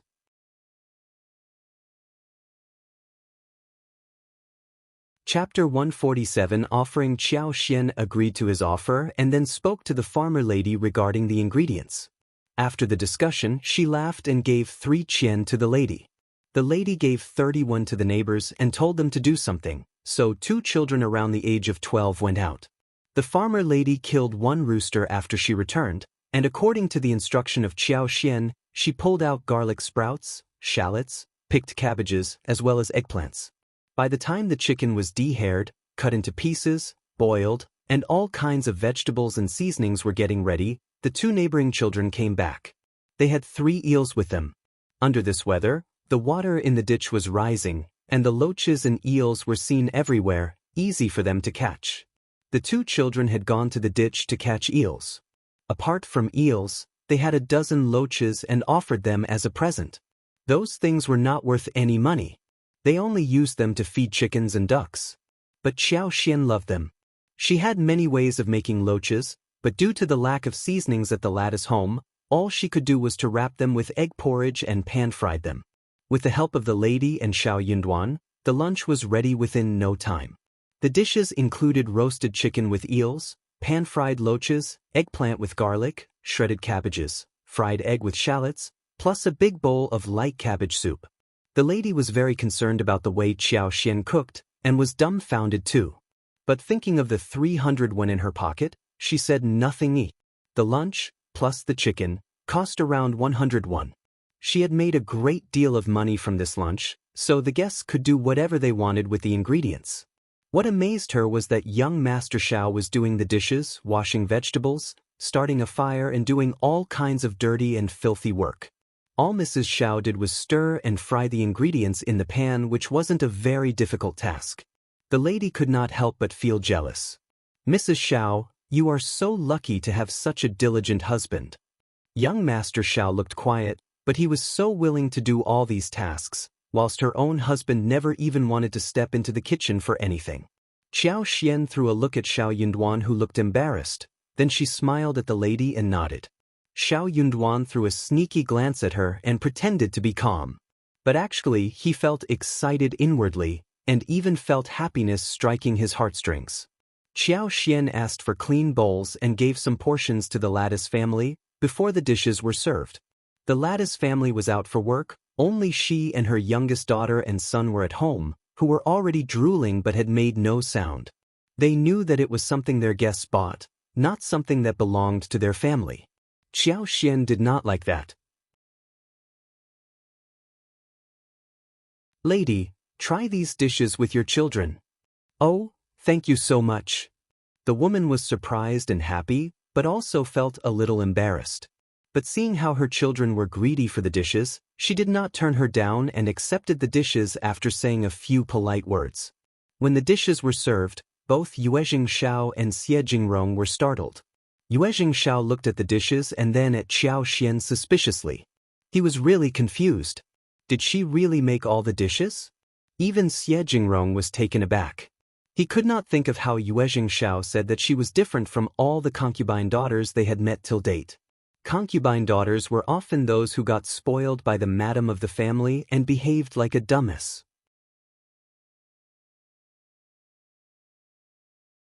Chapter 148. Intention. Otherwise, they were often those types of ladies who could not stand up because of the strike from the madam of the family and dared not say a thing.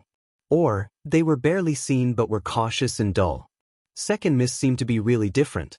Xiao Yunduan was displeased. He said calmly, "I wonder if the dishes my wife has made are catering to your tastes. We have limited ingredients in the village and I apologize for that." His wife had taken so much effort to make a table full of dishes, and they were even suspecting if they were tasty? How could a random lady make such dishes? What? Yuezheng Xiao smiled. "Young Master Xiao, you have been too modest.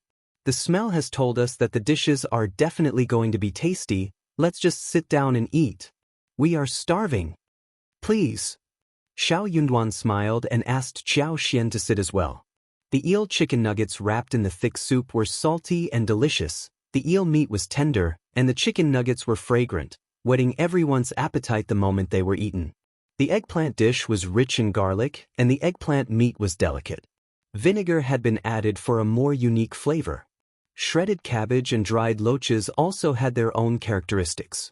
The lunch consisted of simple and ordinary dishes, but they grasped people's heart, leaving unforgettable taste in people's mind and mouth. What surprised Yuezheng Xiao and Xiao was that the dishes were made of ordinary ingredients, but the way they were made had never been presented to them before, apart from the scallion egg and cabbage soup. It was a huge surprise. "Second Miss, you have cooked such great dishes, excellent." Yuezheng Xiao could not help but speak highly about the lunch. Xiao was calmer than him, but he looked as if he agreed with what Yuezheng Xiao had said. Xiao Xian smiled and replied calmly, "These are just ordinary dishes, not really that amazing." Xiao Xian had never been a good cook. She could make some ordinary dishes with not so outstanding tastes as before, but after she was equipped with the superpower, she seemed to be better at making dishes. She could control the fire well and had developed a sharp culinary skill. It was a subconsciously sharp sense, especially when it comes to vegetables. Yuezheng Xiao laughed. "Second Miss, you are really modest. Food could definitely form a relationship between people." After lunch, the four people seemed to feel more relaxed among themselves and talked a lot more. The rain had ceased and the clouds went away. It was sunny again, casting its light all over the land. Xiao Xian and Xiao Yunduan were ready to head back soon. The four of them waved goodbye to each other. Yuezheng Xiao could not help but say, "We are staying in the county for some more days. You can come visit us when you have time, so we can treat you back." Xiao Yunduan lowered his head slightly and replied politely, "The landscape is very beautiful, and there are pagodas, waterfalls to see, and we can travel by boat in the lake. We will definitely visit you when we have time." Yuezheng Xiao laughed loudly. "Sounds good. We will all go there for a trip. See you around." Xiao Xian and Xiao Yunduan left, as Yuezheng Xiao raised his eyebrows and looked at Xiejingrong. It is worth the visit, isn't it? We have met such interesting people here. Xiejingrong threw a look at him, saying nothing more. He had not expected that Yuezheng Xiao had opened his mind and admired so openly, whilst he was the one who kept falling into the pit. On the way home, Xiao Yunduan looked at Xiao Xian and could not help but ask, "Do you intend to establish a relationship with them?"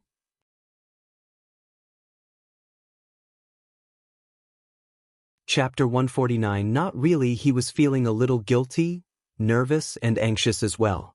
They were just a contract couple, and were not in a real relationship. She was building a road for her future, which was a normal thing, but somehow he could not stand that. "Oh, you noticed that?" Xiao Xian winked at him and smiled. "You are so smart." Xiao Yunduan. He did not really want to be this smart. But Xiao Xian added, "I think that we should be better prepared for the future. You have seen how Qiao Wei treated me yesterday, and even if I didn't want to irritate her, she would come to me for no reason. Madame Qiao adores her, and I am nothing in their eyes. They must be thinking that it is my luck when Qiao Wei can vent her anger on me. But we are lucky to have been granted this chance. Why not establish the relationship? We may not rely on this kind of relationship fully, but it is always better to have something than nothing. Maybe one day we can ask them for help."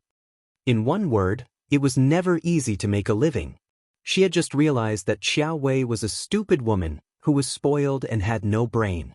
She could humiliate her whenever she wanted, but she had no way to counter her. Her words made Xiao Yunduan feel motivated. "I will definitely become the recommended man next year. I will." He looked at Xiao Xian with a gaze full of profoundness. He was determined. Xiao Xian smiled and nodded. "Yes, fight on. I believe that you will too." She added, "Even if, there is no even if." Xiao Yunduan said seriously, "I will definitely make it." If he made it, she would not have to be suppressed or scared or anxious. Xiao Xian was struck speechless. "Okay. I believe that you can make it too." He was so confident that she did not want to discourage him. Xiao Yunduan smiled and nodded. "Yes." As the couple returned home, they repeated the matter to Ms. Fang, who was very happy for them. She could not help but praise Xiao Xian once again. Now there were wonderful fields for more than 200 mu in the family. They could have endless grains for the rest of their life. Moreover, she was also happy for her son and daughter-in-law, even though those grains could not be shared. But she also stressed to them about not revealing this matter to anyone else. Ms. Fang cribbed to Xiao Xian again. Soon the spring plowing was coming. Rakes needed to be made, and seedlings were required too. The matter regarding seedling was easy, but rake was not so easy to make. The problem was that not every household had bulls. There were around 100 households in Xiaoding village, but only a quarter of them had bulls. Therefore, when they needed to make the rake, they would need fathers and sons, brothers and even couples to make the rake, and do the plowing through pure manual work. Or they would need to rent the bulls with money. Bulls were expensive at that time. So, ordinary families could only rent bulls for half of the work, leaving the other half for the family members to complete.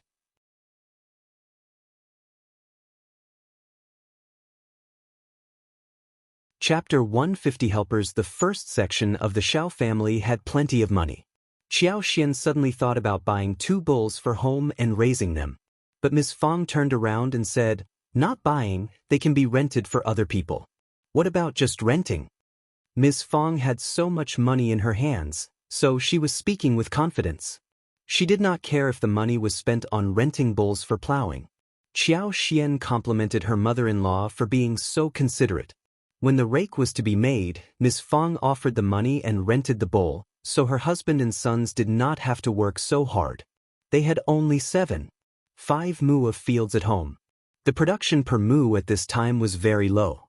The grain harvested per mu of land was just over 200 kilograms. If it was a bad year, it might be even less than 200 kilograms. The 200 kilograms was counted with shells on the rice, and only 30 kilograms of rice could be produced out of 50 kilograms crops. The whole family used to have a very tight life. With the inclusion of taros, various beans, pumpkins, winter melons, and dug up yams in the meals, they could get through the year. When the matter of rakes was solved, everyone was very happy. Miss Su in particular, because her husband, who was the eldest son, was always the most tired of all. This year, everything became easier. However, second uncle and third uncle came to ask the first section of the family to help them make rakes. They had no bulls either, but they had plenty of money to rent the bulls, yet they did not want to spend their own savings. Ms. Fang had argued about this earlier, but it did not work. The first section had offered them enough help through the years. But this year, Ms. Fang was really confident and acted much more fiercely. She was not going to ask Xiao Dalong to offer help. Second uncle said in a pretentious tone, "Elder sister-in-law, we should help each other. Don't we always do it together? How about you finish your work this year, and then come to help us?" Right. Second uncle and third uncle were trying their best to try to convince Ms. Fang. Ms. Fang looked at them and thought to herself that these two men were strong outside but stupid inside. She should have seen through that before. Ms. Fang sneered. "Together? No, thanks. Dalong and Sanlang are terribly tired people every year. This year, we have rented a bull, so you two families can work together and solve it yourselves." "What? Where did you get the money from?" Second uncle and third uncle exchanged a look between themselves. It must be Miss Qiao. Miss Qiao must have offered the money. So, they had a rich daughter-in-law, and now they were looking down at people. They were so jealous. Third uncle said sourly, "Oh, my brother and sister-in-law are living a better life with a rich daughter-in-law married to the family." Ms. Fang was startled, but didn't reply when they had this misunderstanding. Instead, she nodded along. The two men got increasingly annoyed. They went to elder uncle to seek family love. Eldest uncle did not dare to ask his daughter-in-law to pay for the other sections of the family, but he did not think that the spring plowing should be delayed as well.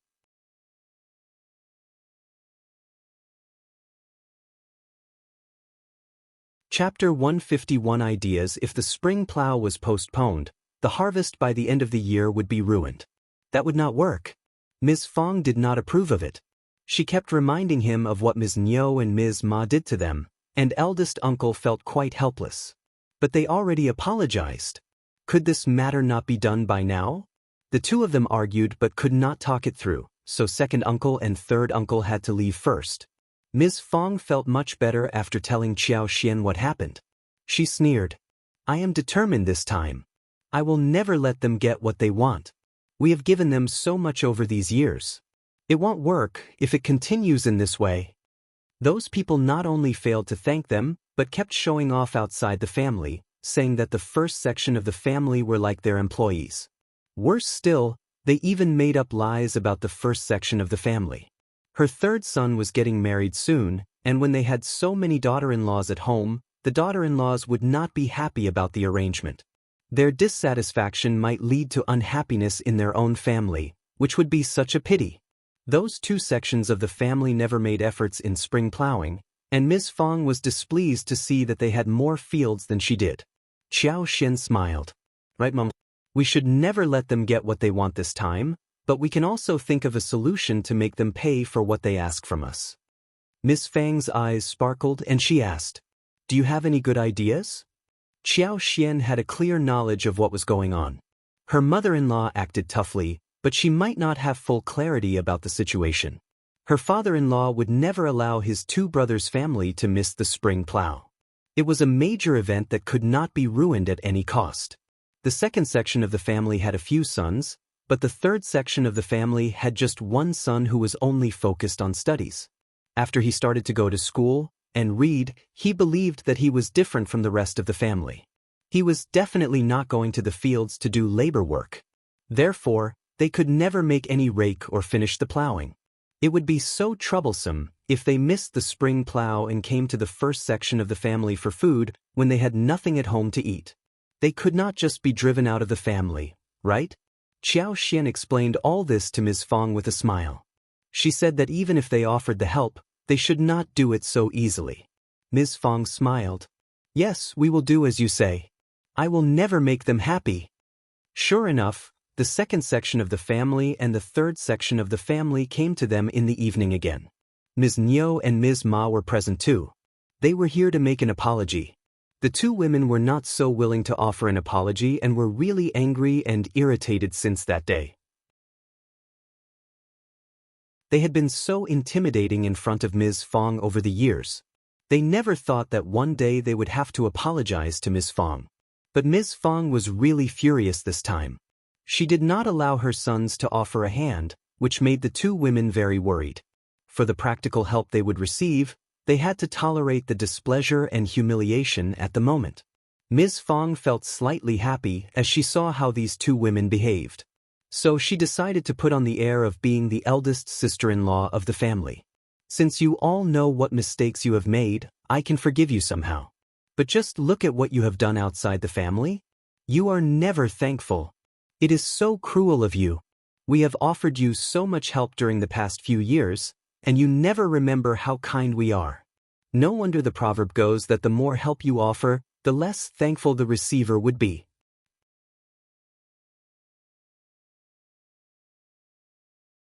Chapter 152 Empty Words. I understand now that the more help you offer, the more greedy the receiver will be. Eldest sister-in-law, anyway, I will let go of this matter this time, but you have to remember not to spread rumors outside. You have to be honest and down-to-earth as good human beings. And you should be grateful too. Otherwise you are worse than animals, right? Second uncle and the others were so irritated in their hearts. But they had no right to counter her. They forced a smile and nodded. Ms. Fang felt even prouder.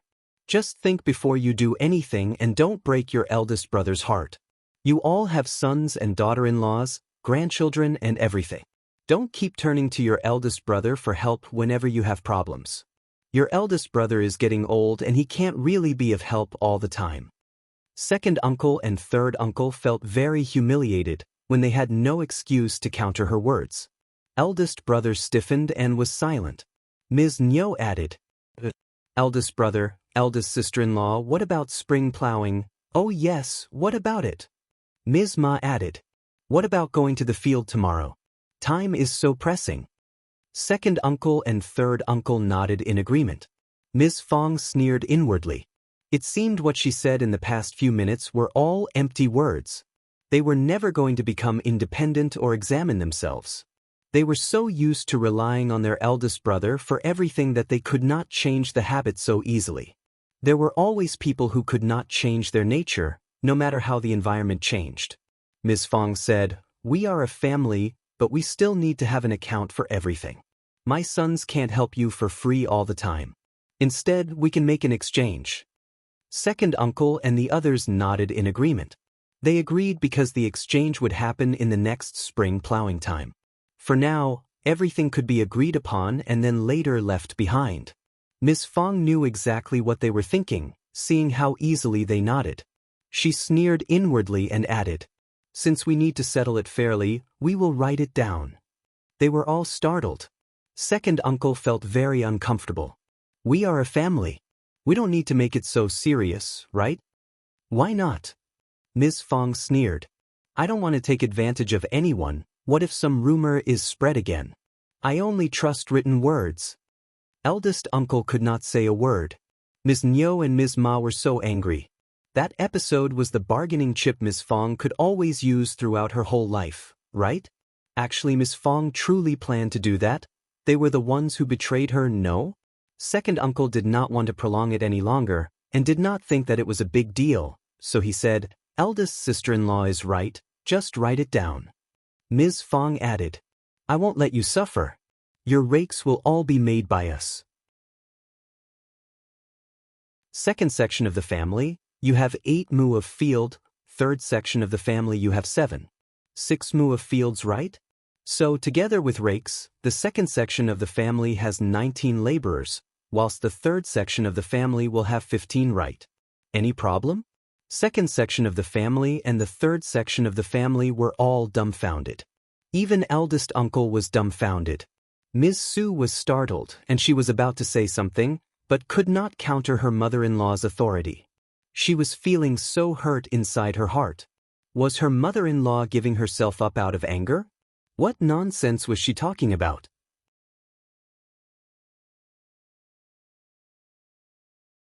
Chapter 153. Your words. Her man would get so tired when he had to do all the work. Ms. Su almost cried with teeth clenched. Sister-in-law, you are sure? If you are so happy about this, we are willing to assist you too. Second section of the family and the third section of the family were very pleased. Ms. Fang looked at them expressionless. Good that you have nothing against my proposal. Duan, fetch the paper and pen and write it down. Okay, Mom. Xiao Yunduan soon got the paper and pen and wrote 2 contracts according to Ms. Fang's opinions. Second uncle and third uncle made a thumbprint on their names respectively. Dang, Sanlang, get up early to do work, don't forget about the fields. The 2 sections of the family left after getting the assurance. Eldest uncle suddenly felt guilty and he sighed. What are you doing? Why did you agree to take all the work for yourself? My sons are going to get so tired. Ms. Fang sneered. Oh, feeling sorry for your sons? I thought you would be happy. After all, they are your brothers, aren't they? Eldest uncle was struck speechless. You think that your brother and nephews would work hard? Just ask your sons, when do the fathers and the sons actually work? It is all done by our sons. Xiao Dong laughed as Xiao Sanlang pursed his lips. That is right. She said voluntarily, they are even worse than me. Eldest uncle, Ms. Fang threw a look at her sons and daughter-in-laws as she put away the paper and said, Don't worry, I have my own idea, just go and rest. Ms. Fang also told Ms. Su to tell Dalang not to go to the second section of the family's field the next morning. Ms. Su felt a bit confused, but she never wanted her man to help the other sections of the family anyways, so she nodded in agreement. The next day after breakfast, Qiao Xian asked Dalong, Ms. Su and Erlang to help her work in her medical field. She was going to pay them 21 a day as before. Ms. Su was very happy when she heard that, especially since she did not have to help the second section of the family. She even felt that her shovel was lighter than before. Qiao Xian had brought the seeds of Nodo ginseng and false starwort from Manager Qin, and needed to plant them down as soon as possible. She decided to allocate 2 mu for each of them. There were not many fruit trees at the moment, so they had enough fields empty for herbs. If she was able to get the right buyer, then she could buy some more fields through Manager Qin and expand the planting of medical herbs. Or she could pick some households from the village and rent their fields for mutual planting. Qiao Xian had not forgotten about Chinese fleeceflower root. She told Xiao Xiaoqi and Xiao Taotao about it as they headed to the mountain together. Xiao Yunduan did not follow along, but asked them to be careful. It was their goal for the day when they entered the mountains. Qiao Xian used her superpower and started the search. She could see everything within a 6 kilometers range. The only shortcoming was that the road became very bumpy as they went deep into the mountains, and they were not fast enough to catch up with the superpower's speed. Qiao Xian was not in a hurry either. She was trying her best, but also needed some luck. She had looked everywhere as far as she could. If they really failed to find it, then it meant that there was none existing. And that was what eventually happened.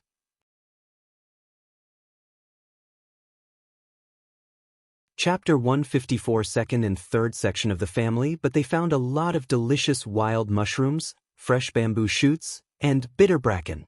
Moreover, Xiao Xiaoqi also hunted 2 wild roosters. They also found a lot of wild lilies, but they just started to grow before the mature season. Hence, Qiao Xian didn't bother to pull them out. She was going to wait until autumn as long as she wanted. Wild lilies were not troublesome to find at all. They also found a batch of wild wolfberries.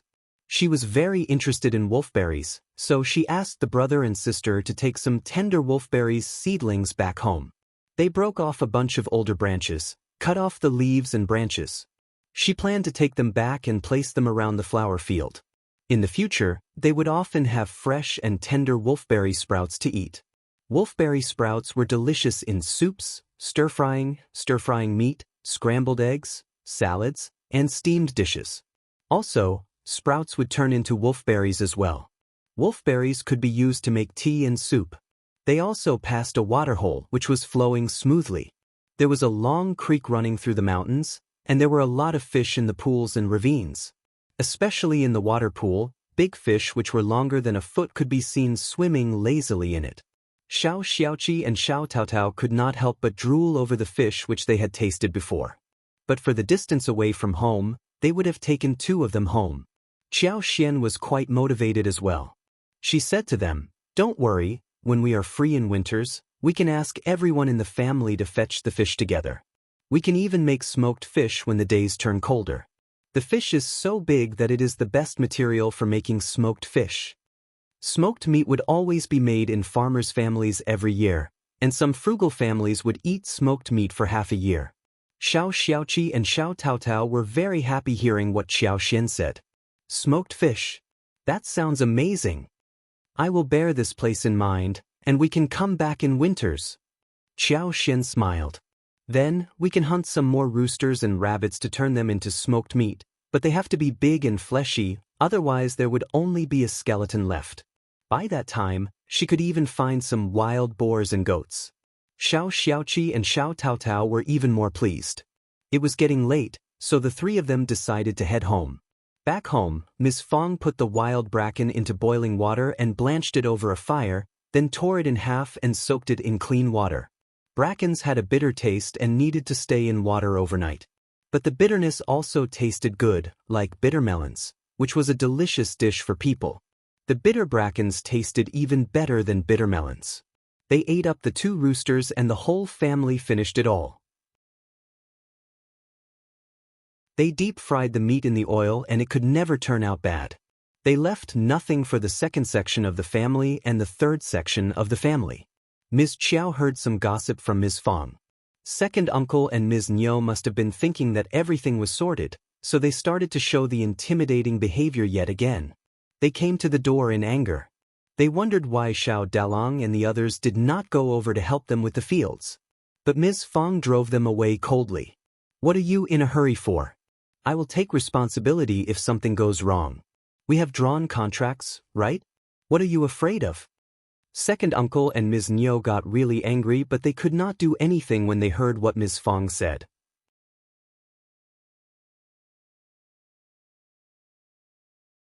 Chapter 155. Here again the contract was written down and they could not deny that. Despite this assurance, they were still worried that no one would make it in time for the plowing. They got even more angry when they thought of how Xiao Delong was helping Qiao Xian with her useless garden. Ms. Fang replied coldly, "That is something happening in our house, and of course it is more important. Also, Ms. Qiao pays them 20 won a day for the work they do. Of course they were not helping for free. What did they think? Qiao Xian had only hired Xiao Dalong for work, instead of outsiders, so second uncle and the rest could not say anything about it. Ms. Fang put that out on purpose, just to annoy them. You can never imagine how they looked when they left. Honestly, it was so funny. Qiao Xian could not help but smile. Serves them right. This is the consequence they have to bear for bullying you all these years. If they want to trouble you again, we will never allow it to happen. Thank you so much. Miss Fang smiled so kindly. Qiao Xian chuckled. Mom, to celebrate this, let me cook tonight. I will make many delicious dishes. Miss Fang laughed. All right, make anything you want, we have plenty of money. Oh, by the way, you don't have to buy rice or flour for the shared savings. I will ask Third to buy it from his share. Qiao Xian nodded with a smile. Okay, Mom, you are the best to me. Oh, my child, you are so sweet-tongued and adorable. The fresh mushrooms were washed and thinly sliced. The breast meat of 2 roosters was taken, coated with flour and egg whites, marinated with rice wine, salt, ginger, etc., and stir-fried together. 2 eels were picked from the big water tank, chopped into pieces. Some pieces of yam were added and simmered together with the chicken pieces. Mixed mushrooms and wolfberry sprouts were stir-fried separately. The oil pan was heated, and then the dried river prawns were put in it. The sound of swish was heard as the oil sizzled. Green and red peppers were chopped, garlic was added to the stir-fry, a little soy sauce, salt, along with half a bowl of water were also put in. The smell spread across the place, appealing to everyone's stomachs. There were still some yams left, So another plate of sugar-coated yams was made. The dishes were put on the table and the whole family was raring to get started, feeling no longer tired. It is so fragrant. I can eat an extra bowl of rice by just smelling the food. Me too. Eldest uncle opened his mouth but did not say anything about delivering some food to his brothers' families, when he thought of how Miss Fang still held a grudge against Ms. Niu and Ms. Ma. He was very happy to see how happy his own children were. It was just that he had always paid too much attention to his brothers subconsciously. The dinner was finished earlier than usual, especially since Xiao had cooked it. She did not like to cook under the oil lamp. Before the sun went down, Miss Fang and Qiao helped with the preparations, so when they were done with dinner, the day was still bright. In the evening, second uncle and Ms. Niu came over again for the issue regarding rakes. Ms. Fang said the same thing again, that they had the contract, and there was no need to worry about the work getting postponed. She was not going to let her sons do the work. Following Xiao's advice, she had decided to hire the family with bulls to finish the labor.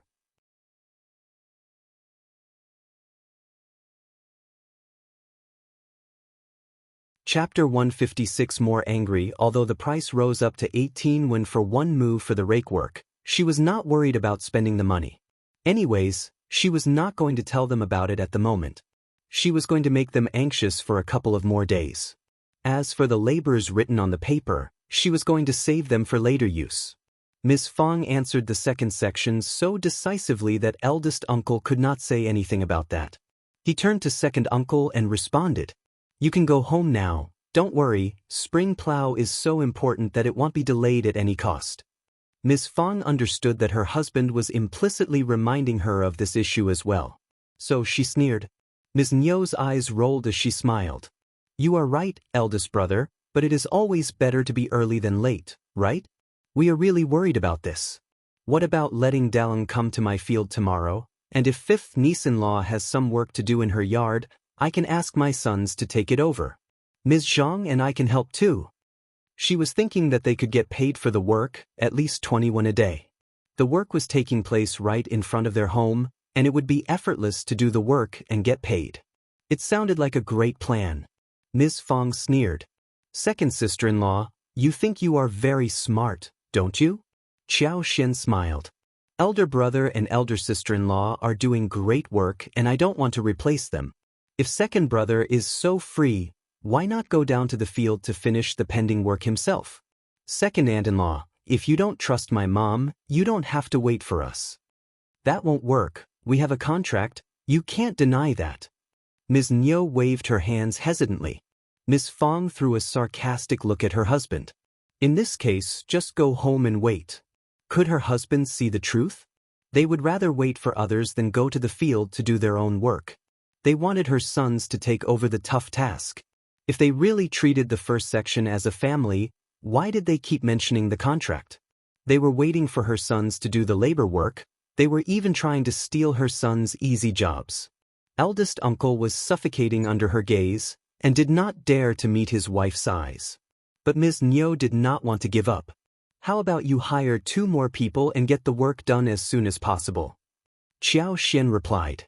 "No thanks, I like the work to be done slowly." Ms. Niu glared at her. "You don't want my sons to make money from you. Obviously I need to think about my own brother and sister-in-law first, right? Second aunt-in-law?" Xiao smiled as she countered smoothly. Xiao Yunduan, who found Ms. Niu to be talking too much, tugged at Xiao. "Dad, Mom, we are going to bed." With that he left the place. Xiao gave Ms. Niu a smile and left as well. Ms. Niu. What was she smiling for? Everything about her was so irritating. When second uncle and Ms. Niu left, they were only discussing the eldest sister-in-law. What is Ms. Fang doing? What is she thinking? She can't be trying to trick us, right? Of course not, we have drawn a contract. Well, let's just wait and see. If she tries to fool us, we will go and sue them. Anyways, Ms. Qiao has the money to compensate us. That sounds reasonable. They were so annoyed thinking how arrogant Ms. Fang had become after having Xiao on her side whilst they seemed to have gotten no benefits. The following day, Qiao Xian took Xiao Taotao and Xiao Xiaoqi to the mountains in search of Chinese fleeceflower root. The herb field in the yard was not yet sorted, so Xiao Dalong and his wife as well as Xiao Sanlang were still working in it. It would take one more day before they were done with it. The seedling work could begin once the water was poured in the soil, which would be finished by the evening.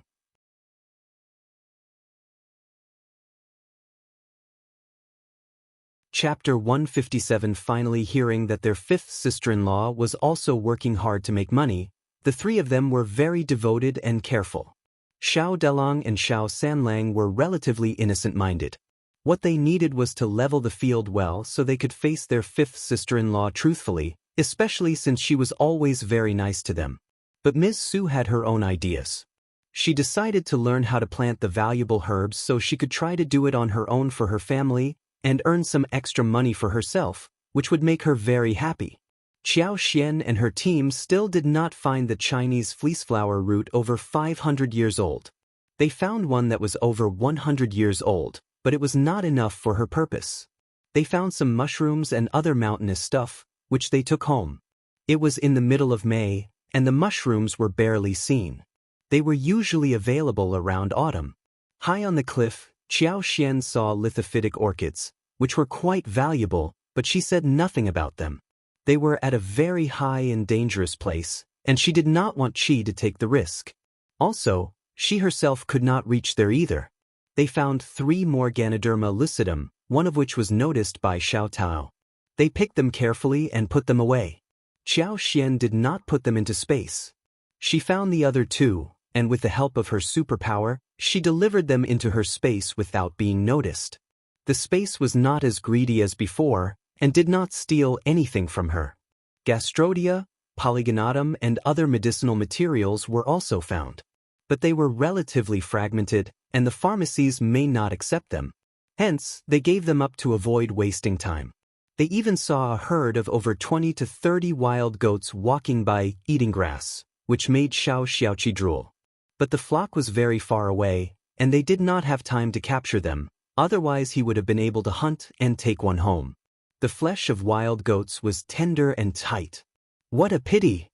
Qiao Xian smiled. There are numerous animals in the mountains. Don't be sad, we will always run into them. But, are you capable of hunting such a large-sized wild goat? Xiao Xiaoqi smiled. Of course I am. I am not afraid of wild boars as well. I got one wild boar last year too. But honestly, we have barely seen any wild boars in the mountains this year. Wild boars were not rare wild animals, and could be seen every now and then. Some were tough and strong, which were beyond Xiao Zhaoqi's reach. He only went out for those which were manageable. Wild boars had very thick skin. They were ferocious and angry, not very easy to capture.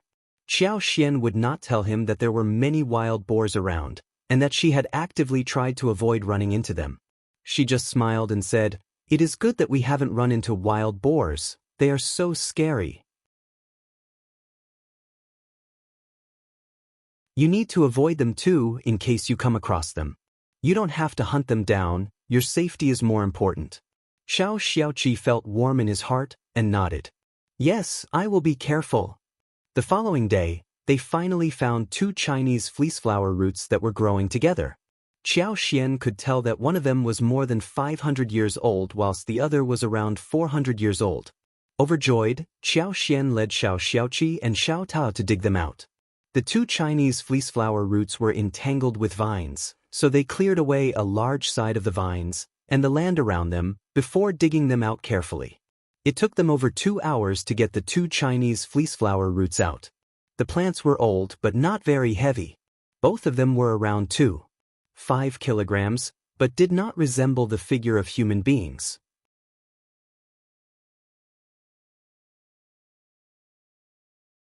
Chapter 158. Good things. She intended to give the one over 500 years old to Yuezheng, and handed over the other one with Xiao Xiaoqi for future use. Actually, she wanted to put it in her space. A 400 years old Chinese fleeceflower root should be considered as treasure. Her space would not reject it, right? Xiao Xiaoqi and Xiao Taotao followed whatever their sister-in-law said. They were so lucky that they not only found Chinese fleeceflower roots they needed, but also another good thing called Chinese Masona.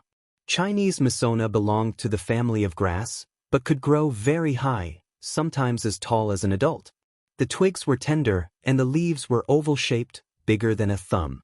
The color was dark green, and fruits grew out of them, sweet and edible. Ripe fruits would turn black, and they grew in a cluster of more than 10. Each of them was as small as the eyes of a carp. The leaves as well as the ripe fruits would give off a fresh grassy smell when bitten in the mouth. The leaves of Chinese Masona were first mashed, then wrapped with cotton gauze, rubbed with water in a pot, and the juice obtained was filtered and left for a while. A natural pure green jelly could be made in this way. When the jelly was served in the bowl with some honey as well as mint water, it would become a really good snack for hot summer. If they could find saltpeter and make ice out of it, then the snack would taste much better by adding some chopped ice in the jelly. When she had enough people working for her, she would open a dessert store. Qiao Xian chopped a large bunch and decided to plant some Chinese Masona in her flower field.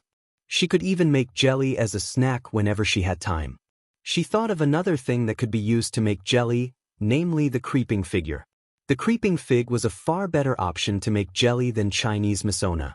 When ripe creeping figs were dried, the small seeds inside could be collected and grounded for making jelly. It was much easier to make and store that. But the creeping figs would only ripen in August and September. At this time of the year, the creeping figs were just beginning to bloom. The creeping figs were growing wildly and broadly, and could be found easily. She would focus on this business in a couple of days and bring them home too. That was a plant that could survive easily, as long as their vines were well planted. Satisfied, Qiao Xian asked her siblings-in-law to get ready to go home. Xiao Xiaoqi and Xiao Taotao were both very motivated when they heard that the Chinese Masona could be used to make something tasty. They put the cut branches on their backs directly. Xiao Yunduan could not help but admire his wife's good luck. She had really found what they needed. "Darling, we will deliver it to the town tomorrow. I believe that young Master Xie wouldn't have left yet. We can give it to him face to face." Xiao Yunduan nodded with a smile. Sure. He was going to keep her company on their trip to town, especially when she was meeting those two men. Miss Fang did not know the details, but seeing that they had found what they wanted, she was very happy for them. Xiao Yunduan and Xiao Xian were unaware that the day they ran into Xie Jingrong and Yuezheng Xiao, they also ran into Strategist Lu, who was working for County Magistrate Qiao. Strategist Lu greeted the two of them politely and even mentioned that he was trying to help them to find Chinese fleeceflower root over 500 years. Xie Jingrong had not wanted to bother County Magistrate Qiao, so he had never mentioned this to him, but County Magistrate Qiao got to know about it for some reason.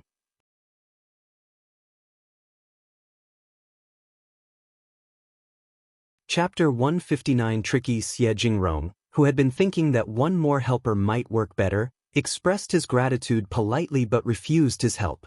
He stressed repeatedly, "Please tell Officer Qiao that it is my private affair, and it is a big taboo to use public forces to deal with private matters. It is not good to hire so many people, otherwise I will feel really guilty about it. Those senior people in the family would blame me for it too." Strategist Lu was startled as he smiled and nodded. "You are right, absolutely right. Young Master Xie, don't worry, I will never deal with private things using public forces, never." Strategist Lu informed County Magistrate Qiao about it, and the magistrate had to drop the idea of getting the staff to search for the plant or putting up the poster of offering prizes to those who found it. But he was not going to drop the idea of sucking up to the Xie family. So, he dispatched a few servants and several trustworthy policemen to seek the same in the mountains. Then, he gave Strategist Lu some money to look around the mountains with some reliable villagers. He even stressed that the young Master Xie did not want this known to others, so everyone who was looking for the Chinese fleeceflower root should stay low-profiled rather than shout around, otherwise they would be punished. Officer Qiao said to Madame Qiao happily, "There are so many mountains in the county. I believe that with so many people going into the mountains, they will definitely find one Chinese fleeceflower root over 500 years old. If we find it..." County Magistrate Qiao started to dream as his eyes sparkled. "I heard that young Master Xie is planning to give the plant to Madame Xie, which should be a huge favor they would owe us. The Xie family and the court in the capital were very related to each other. The Xie family had enormous contacts in the capital, and Xie Jingrong's grandfather was a lord who was in grace. It would be easy for him to get a position in the capital when he did this favor for that man. Madame Qiao got excited as well. She crossed her fingers and said, "Please, Buddha, please give us the blessing. If it happens, all will work out so well." Madame Qiao's eyes rolled as she smiled. 500 years or 400 years, or less, the year is not fixed. It is just a Chinese fleeceflower root that is old enough. As long as we can find one that is over 100 years old or just 50 years old, the Xie family would owe us a big favor anyway. That was such a treacherous thing to say. It basically meant that no matter whether the thing found was right or not, since they made some effort, they should receive some favor. Officer Qiao's eyes sparkled. He laughed. That is a good idea. After all, he was really willing to help young master, but it was never easy to find a Chinese fleeceflower root over 500 years old. If he managed to find one less than 500 years old, it could still be handy for young Master Xie. It was the effort he was exerting. Young Master Xie was talented. He was young and could not stand being embarrassed. If they exchanged a few amiable words after this, the Xie family would definitely have to owe them a favor, no matter what.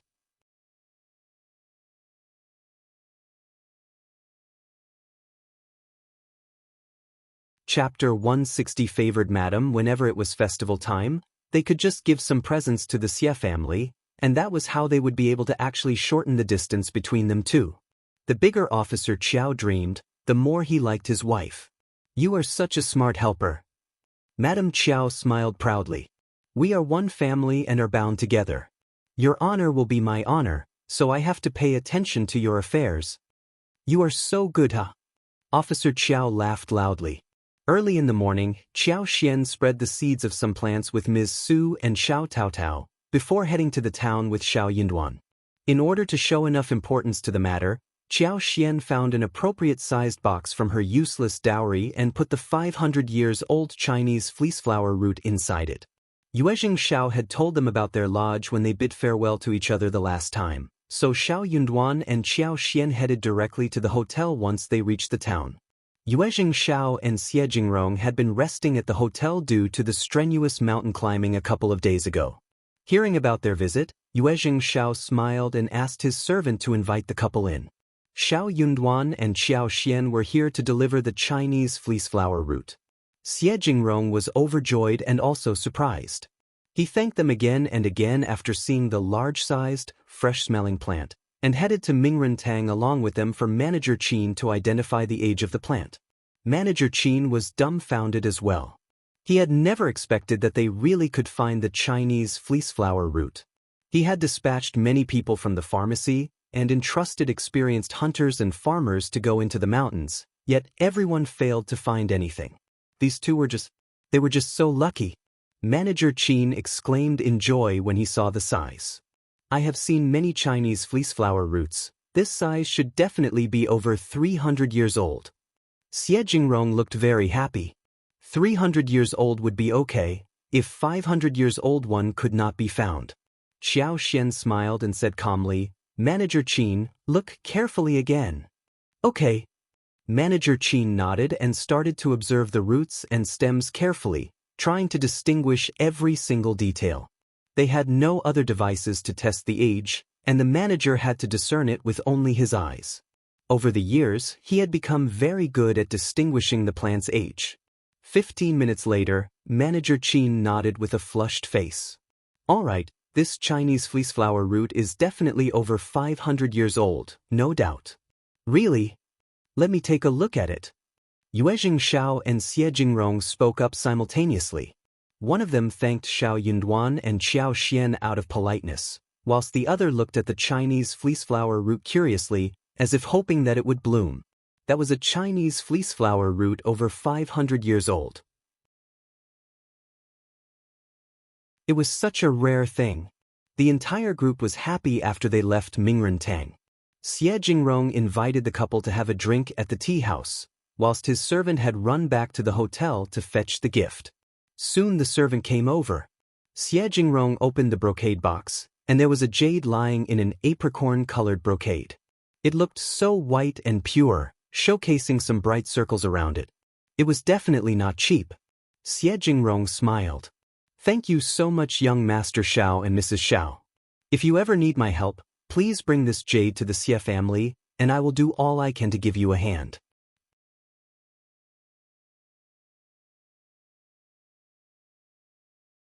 Chapter 161. Xiao Xian's used. The Xie family was going to use the Chinese fleeceflower root to put in the medicine for Madame Xie. Money was never going to be enough to pay back this favor. That was why Xie Jingrong offered something else. He could tell that the couple did not lack money, or at least, they were not worried about wealth. Xiao Yunduan was the cultivated talent and he was going to participate in the examination next year. Maybe he could go further than that. At that time, he probably would need the Xie family's help. The Xie family would be willing to give him a hand, as long as it was legal. That was why he gave them the jade, which was precisely what Xiao Yunduan and Xiao Xian needed more than anything else. If it had been a hunter who delivered the Chinese fleeceflower root, he would have offered him the money. Xiao Yunduan and Xiao Xian were glad. The Xie family was a noble family and young Master Xie knew exactly what they needed. Thanks. Xiao Yunduan accepted the gift generously. He did not need it, but Xiao Xian definitely wanted it. If Officer Qiao and the whole family were to treat her badly in the future, Xiao Yunduan would definitely make use of this jade. Officer Qiao was a clever man, and he would never expect that a concubine's daughter could ever make the Xie family help her. Xie Jingrong exchanged a few polite words and developed some good feelings toward Xiao Yunduan. He really liked people such as him, who were sharp and direct. Yuezheng Xiao smiled. Now that the goal is achieved, we are relieved. I will treat you both for lunch today. Xie Jingrong nodded alongside. Xiao Yunduan and Xiao Xian did not turn them down. Xiao Xian had the intention of befriending them, whilst Xiao Yunduan had no intention of cutting off the relationship, so the couple accepted the invite graciously. The four of them ate lunch at Restaurant Yanhe before Xiao Yunduan and Xiao Xian left. During lunchtime, Xiao Xian reached an agreement with Yuezheng Xiao, telling him to wait for a little longer, since she had a commodity to show him. She wondered if he was interested. Yuezheng Xiao was very interested and accepted the proposal directly. When they went home, Xiao Yunduan gave the brocade box to Xiao Xian. You can keep it. Xiao Xian smiled. Really, for me? I think that you need it more than I do. I trust that you can become a recommended man. What if you get bullied? You can keep the jade. This can ensure that everything goes fairly in the future. Xiao Yunduan felt his heart become warm. He smiled gently. No one would dare to do anything about the village examination, and I barely go out or have any conflict with anyone. You keep it so you don't have to be at the mercy of Madame Qiao and her daughter. Xiao Xian accepted the brocade box after hearing that. Okay, I will keep it, and we will use it when needed. Xiao Yunduan felt really comfortable when he heard her saying with. He nodded with a smile. Okay. Xiao Xian smiled. I will stop here. I need to do some work. You should get back to your studies. I am going to make the commodity and show it to young Master Yuezheng. If he likes it, we will have another way of making money. The more money they had, the wider the road would be, and the stronger they would become as well. In this way, she would be able to get rid of the Qiao family permanently. Also, she was going to live more happily as well.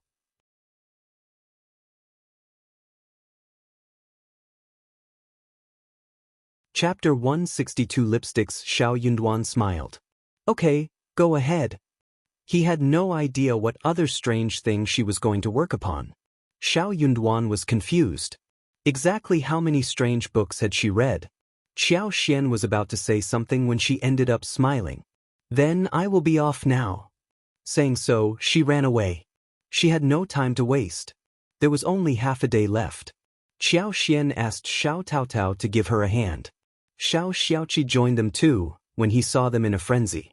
The three of them came to the floral field and plucked pink roses. There were 3 colors of roses: pink, rosy, and orange. Xiao Xian had used her superpowers secretly, so the flowers bloomed and the fragrance became stronger. It was the flourishing time for the roses in May.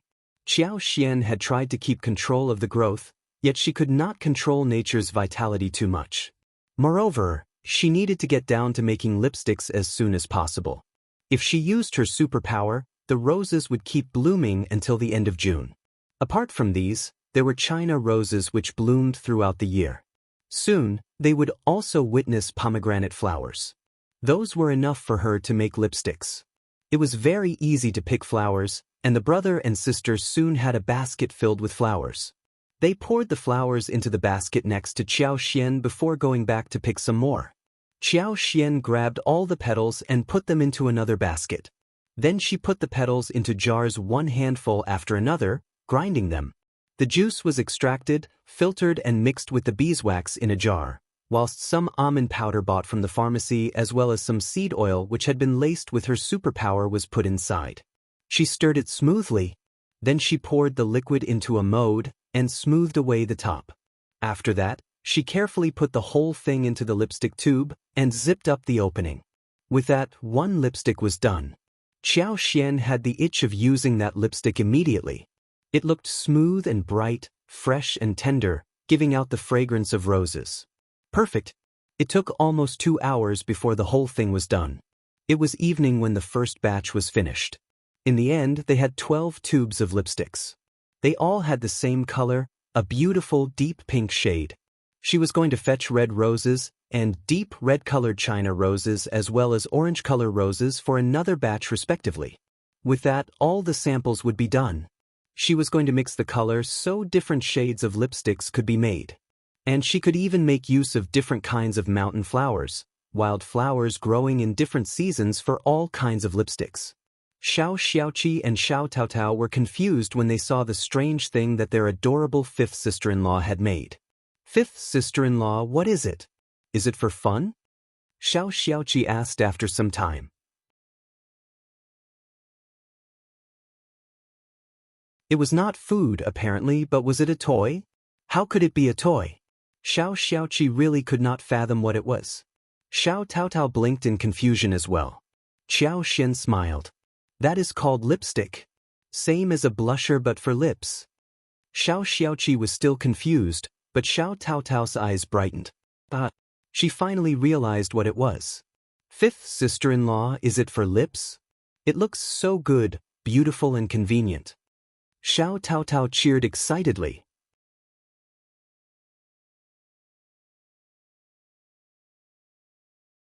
Chapter 163 Achievements. No girl could resist such a novel thing. Xiao Taotao's eyes sparkled as she looked at the lipsticks in Qiao Xian's hands. She could not help but feel excited.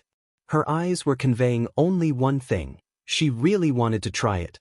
Taotao is right. Qiao Xian said, we can make some more these days.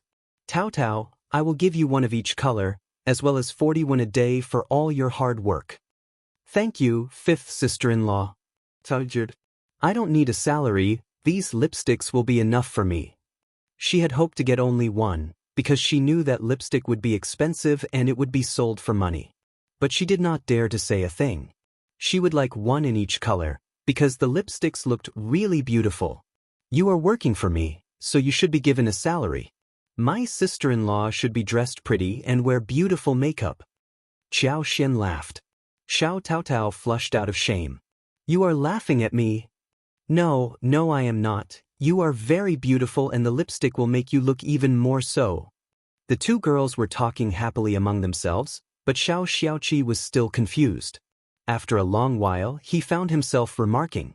So, this lipstick is to dab the lips, but that would make people look like monsters. Xiao Xiaoqi could not understand the concept of lipstick. What do you mean? You know nothing. Xiao Taotao glared at him. Lipsticks work better than lip flushers. It is a very good thing. Xiao Taotao looked obsessed. Fifth sister-in-law, you are so clever and so capable. Xiao Xiaoqi. He scratched his head, not daring to say anything that might make his sister displeased. But could these lipsticks really make money? He was very confused. However, he was even less sure when he saw how excited his sister and fifth sister-in-law were looking. In one word, women were so strange. The following day, Qiao Xian, Xiao Taotao, Xiao Xiaoqi and Ms. Su started to work in the floral field early in the morning. They were loaded with a lot of work. They had to make rosy, dark red and orange-colored lipsticks within the day. The three of them were responsible for picking petals, cleaning and grinding.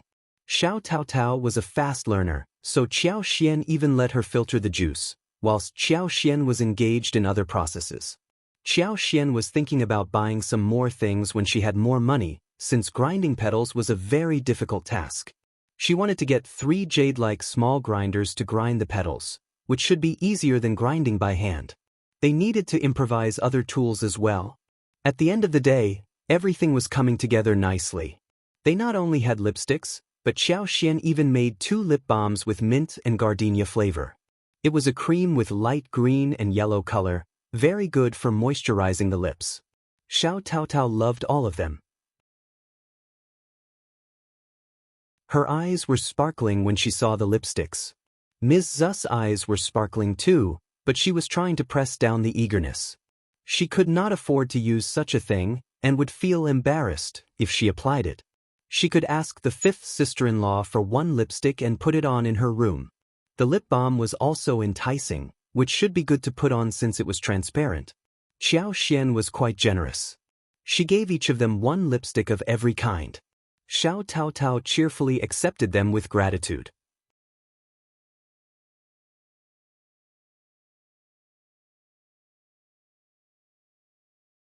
Chapter 164. Ms. Fang's intention. Ms. Su, who did not have the courage to accept it, heard Qiao Xian's smiling voice. Just take it, elder sister-in-law. Lip balm can be used every day, it is colorless. You can also put on lipsticks to make yourself look much more attractive. You can even give it to someone else as a present. I will go into town and visit the Flusher store so I can buy some skin cream for you, which together with a lipstick, will make you look much healthier. Motivated, Ms. Su thought about giving one to her own sister and sister-in-law. It would be a very practical thing to add to her face. So, she thanked her and accepted the gifts with a smile. When they came home from the floral field, they ran into Ms. Niu and Ms. Ma, who were still pestering the family about the spring plowing. The 2 women were so angry but could not say a thing. They tried to reason with Ms. Fang. Ms. Fang looked calm and replied the same thing over and over again. We have drawn contracts, you don't need to worry about anything. I will take the responsibility if your fields are ruined. That made Ms. Niu and Ms. Ma even more annoyed. It was the spring plowing. What if the plow is postponed and they had nothing to harvest before autumn? They would have to starve. Of course, they were really anxious. What was Ms. Fang planning? Seeing their anxious look, Ms. Fang felt really glad within her heart. She was going to make them become even more anxious, so they would have no heart to eat or sleep. Seeing Qiao Xian return, Ms. Ma could not help but throw her temper at her. What are you doing outside every day? No daughter-in-law should behave like this. You are so ill-mannered. Qiao Xian chuckled and blinked.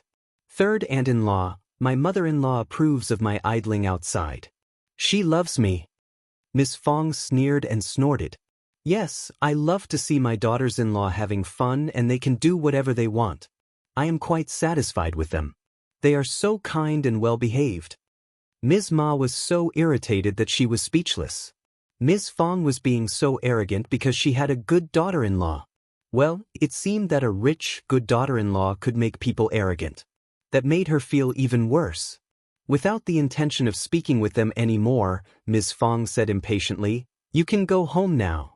I have already promised you. What are you afraid of? Do you not trust me? Ms. Niu forced a smile. That is not true. Well, okay then. Ms. Niu, we will wait until you fulfill your promise. You won't starve us, right?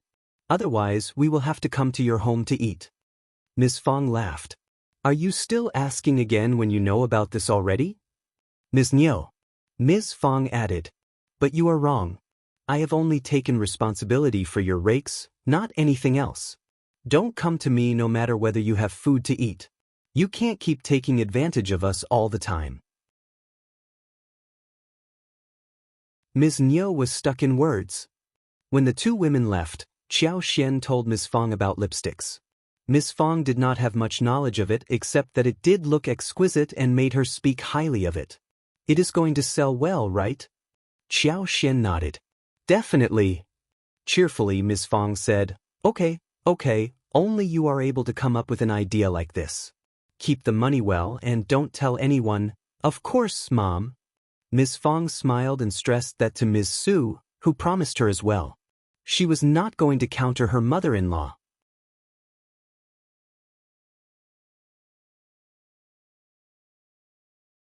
Chapter 165 Bad for money. Although she was very jealous of her fifth sister-in-law who kept making a lot of money, she knew pretty well that she was not capable enough to do the same all by herself. Therefore, she was envious, yet happy in the present situation. After all, when fifth sister-in-law made a fortune, she was benefiting from it too. Moreover, fifth sister-in-law had told her that there would be numerous tasks for them to do in future, and she would be paid for all the work, like the 41 she received today. She gave 21 to the shared savings, and the remaining 21 was left for her. Qiao Xian was cooking dinner tonight as a celebration of what they had achieved in the daytime. They still had 1 duck remaining at home. They bought 2 ducks a couple of days ago, one for the Dragon Boat Festival, and the other one was kept for this day. The duck meat was minced, and the garlic sprouts and green peppers were chopped. The peanuts in the rice pot were fried until they became crispy. Then the peanuts were smashed and stir-fried together with the rest. Some steamed buns were also made which could be eaten with the fried duck meat. The others were cut into slices and stewed with the sun-dried bamboo shoots for soup. They scooped out 2 carps from the tank in the backyard and fried them on 2 sides. They added clear water, chopped pickles and cooked it with dried chilies. Another fat catfish was taken and stewed with fresh eggplants. The catfish was fat but not greasy, and the eggplants had a strong fragrance. The 2 dishes complemented each other. Then a plate of dry beans and a plate of cold garlic lettuce were made alongside, which was good with the meat. Whenever Qiao Xian was cooking, everyone in the family was so glad, especially Xiao Junyan and Xiao Qing, who had no idea what was being cooked, yet they knew that their fifth sister-in-law was making good things. Seeing the fish and meat served on the table, eldest uncle was really concerned about the spending. The fish was alright, but what about the duck? How could they kill ducks when it was not festival time? They were villagers. They should not live like this. The money could not be used to live such a spoilt life. But he said nothing when he looked at Qiao Xian. She had always said that she bought these with her dowry, and there was no way for him to counter it. Therefore, he could only eat the food and feel guilty for his brothers. The following day, Qiao Xian asked Xiao Xiaoqi and Xiao Taotao to accompany her to the town. She did not want Xiao Yunduan to come along. Xiao Yunduan's main mission was to study, and he could not possibly travel with her all the time. Also, he did not have to go along this time. She had told Yuezheng Xiao that she would bring the lipsticks to him, that was all. She was determined that Xiao Yunduan had to agree to her proposal. He kept reminding her to conceal her face so the Qiao family would not notice her. The 3 of them entered the town and went to the hotel. Xiao Xiaoqi and Xiao Taotao had never met such handsome and noble-looking young masters, so they felt a bit restrained. They were both dumbfounded. Qiao Xian stabilized them. She needed their help in the future, and needed to bring them along to experience the world so that they could gradually get better. It was normal for village people to meet city noble young masters and react like this for the first time. If she needed to broaden their horizons, she would need them to move around more often. "What have you brought for me, Mrs. Xiao? Let me have a look." Yuezheng Xiao said happily. He was very curious. Second miss of the Qiao family was a lot of fun. Xie Jingrong was present there as well. He was curious too, but he was not as unrestrained as Yuezheng Xiao. Qiao Xian smiled. "I only bring good things to you, young Master Yuezheng."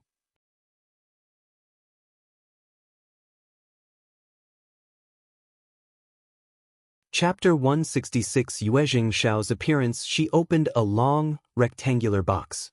Yuezheng Xiao and Xie Jingrong turned to look at it subconsciously. "What is it?"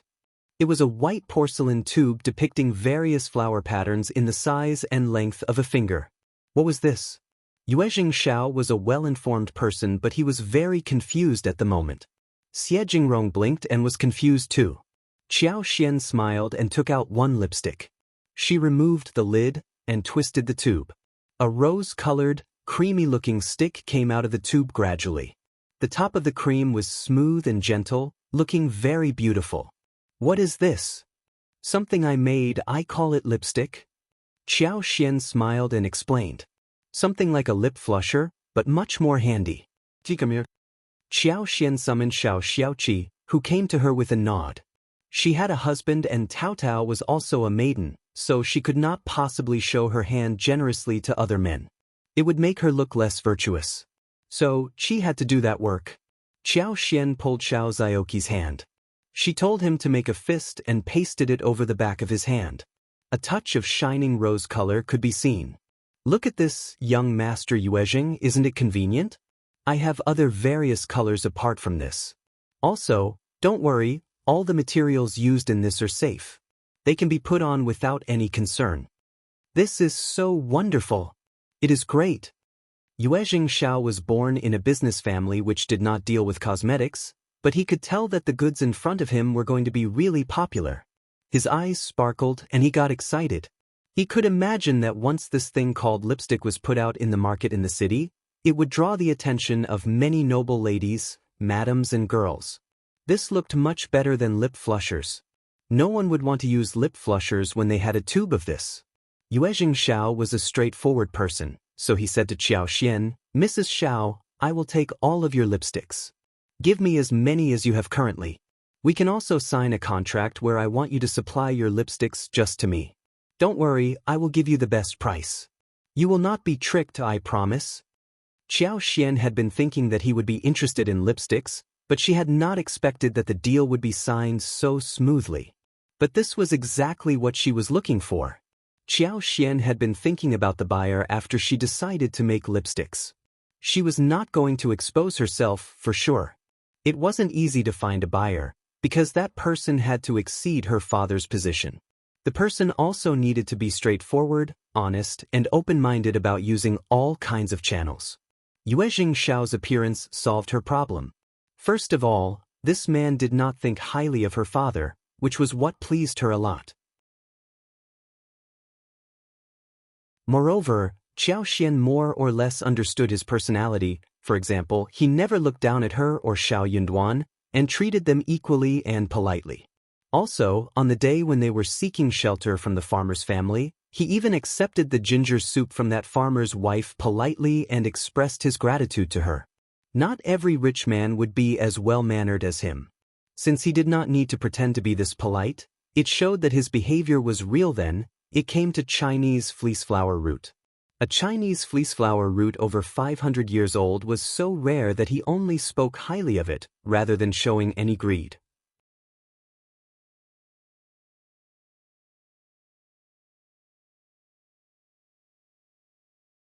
Chapter 167 Straightforward people. Qiao Xian believed that no one was better suited than him as her collaborative partner.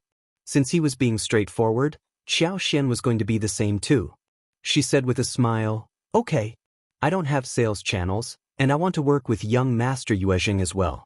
I just have one condition, that you should never tell anyone that I am your supplier, especially not my father and my lineal mother. Yuezheng Xiao nodded in agreement. He had already noticed that she did not have a good relationship with her lineal mother and sister. He checked lipsticks of other colors as well as the lip balm which could be used by everyone. He was very surprised. Qiao Xian smiled and took out 2 smaller brocade boxes, each of which held 2 lip balms, and gave them to Yuezheng Xiao and Xiejingrong. These are just small things, don't dislike them. Yuezheng Xiao laughed and accepted the box, as Xiejingrong lowered his head and expressed his gratitude. Both sides included straightforward people, and that made the deal go smoothly. Soon they came to an agreement. Yuezheng Xiao would supply them with the lipsticks tubes, and would also provide porcelain, jade, crystal for the tubes so that they could look better. He was also going to hire some designers to make the patterns on the lipstick tubes. Qiao Xian could not ask for anything more. She told him to build some tools, which Yuezheng Xiao accepted directly. He did not intend to charge her for any of this. Yuezheng Xiao paid 2 liang for 1 lipstick to Qiao Xian, but the price was going to be kept fluid in the future. It would change according to the market, and could be adjusted every half a year. Qiao Xian had no objection, because all these conditions were very good for her.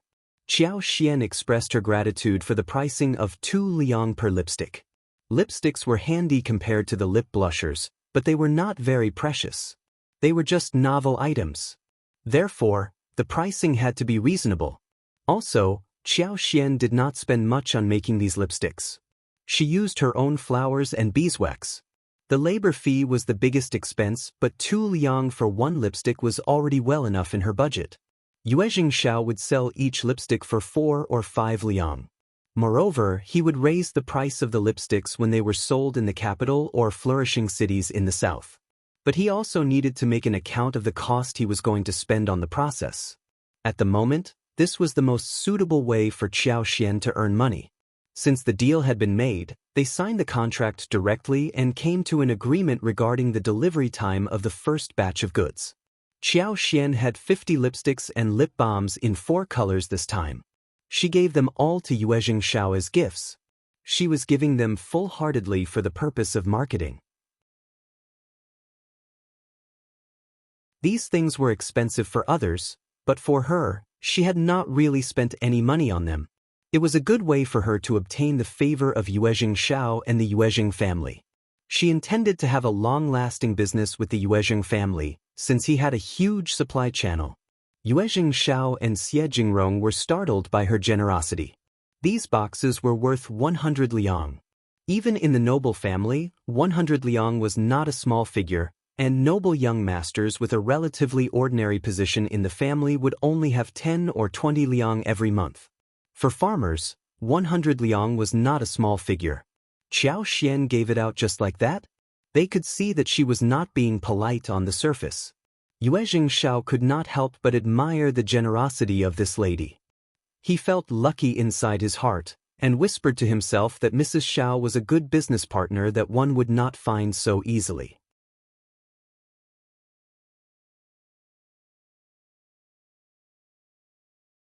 Chapter 168. Nice to fifth sister-in-law. Yuezheng Xiao did not want to take advantage of Qiao Xian. In the end, Qiao Xian accepted 50 liang, half for each box, showing sincerity to both sides. Yuezheng Xiao could not help but smile. "Oh right, Mrs. Xiao, if you have other proposals, please consider me as your business partner first. I promise that you will never be tricked or treated unfairly." Qiao Xian smiled. "Great, young master Yuezheng, I don't have any other business partner, apart from you. I can't just establish business relationships with anyone easily." Yuezheng Xiao laughed. "That is true." He said that he would visit her home someday, and Qiao Xian agreed readily. There was nothing interesting around Shading Village, and he would naturally not come over. Qiao Xian thought that it was just polite words, so she just said yes. Without Xiao Yunduan around, Yuezheng Xiao did not ask Qiao Xian to stay for lunch. So Qiao Xian left with Xiao Xiaoqi and Xiao Taotao soon afterwards. The brother and sister were still in shock. Xiao Taotao was especially in a daze. After a while, she mustered her courage and said to Qiao Xian, "Fifth sister-in-law, when I reach home, I will return the lipsticks and lip balms to you. I will keep the used ones, because I never knew it would be so valuable, otherwise, she would not have taken in so many of them. 2 liang for one. Not 2 qian or 21, it was for 2 liang. Just keep them." Qiao Xian interrupted her before she finished her words. She smiled as she took her hands. "It is not expensive for us. Also, we have plenty of money right now already, don't we? But we can make them easily. If you like them, just keep them, no worries." Xiao Tao thought for a while and believed that she was right. She really loved those lipsticks and did not want to give them back. She smiled bashfully. "Then I will keep them. Thank you, fifth sister-in-law." Xiao Tao was so moved. Fifth sister-in-law was wealthy and capable of making money, and was even paying her own family for all the work, which was already quite rare. Moreover, she gave out such valuable things without hesitation. She did not think that their elder sister-in-law would do the same. So, she was going to be very kind to her fifth sister-in-law. Qiao Xian smiled. "You can tell Mom about this matter, but not others, all right? We have many opportunities to make money, and you may be in charge of making the lipsticks." I will teach you, and you should focus and learn properly. Hearing Qiao Xian's words, Xiao Taotao was shocked. Xiao Xiaoqi was shocked too. But, fifth sister-in-law, that is your money-making idea. How can you teach me the method? Xiao Taotao panicked. Xiao Xiaoqi nodded too. Honestly, craftsmen only passed on skills through generations, and even if they needed disciples, the disciples would need to work for years as slaves before being able to get the real knowledge. More so, the master would never give out the knowledge unless he was satisfied with the disciples. But fifth sister-in-law was ready to pass on the knowledge so casually. Qiao Xian was not dominated by the values and ideas in this era, and she laughed. Of course I am passing it on to you. I would be very grateful if you could help me in doing this business.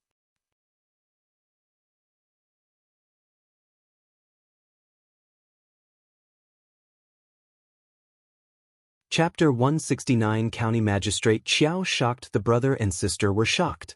Xiao Taotao became excited. Fifth sister-in-law, I will definitely try my best, and I will never pass the secret out to anyone else, I promise. Qiao Xian smiled. Okay, I believe you. Overjoyed, Xiao Taotao was immediately filled with strength and confidence. It was like a dream. She had never expected that she would experience such an opportunity one day like this. No wonder their mother called fifth sister-in-law the lucky star of the family. She deserved the title. When such a big deal was done and money was earned, they decided to hold a good celebration for dinner. Qiao Xian bought some pork. When she saw the liver and kidneys, she started to drool for them and took some home as well. Then she bought a lot of ingredients for making braised vegetables, such as large and small fennel, star anise, cinnamon, bay leaves, licorice, dried tangerine peel, etc. This was to be boiled in the brine to make a pot of braised vegetables. Xiao Xiaoqi and Xiao Taotao were both excited again. The fifth sister-in-law is going to make delicious food to eat. While Qiao Xian and others arrived home, Yuezheng told his servant to inform County Magistrate Qiao that he was leaving the following day. He was here to seek a Chinese fleeceflower root. Now that he had managed to get it, it was time for them to go home. His grandma was waiting for the plant to add to the medicine.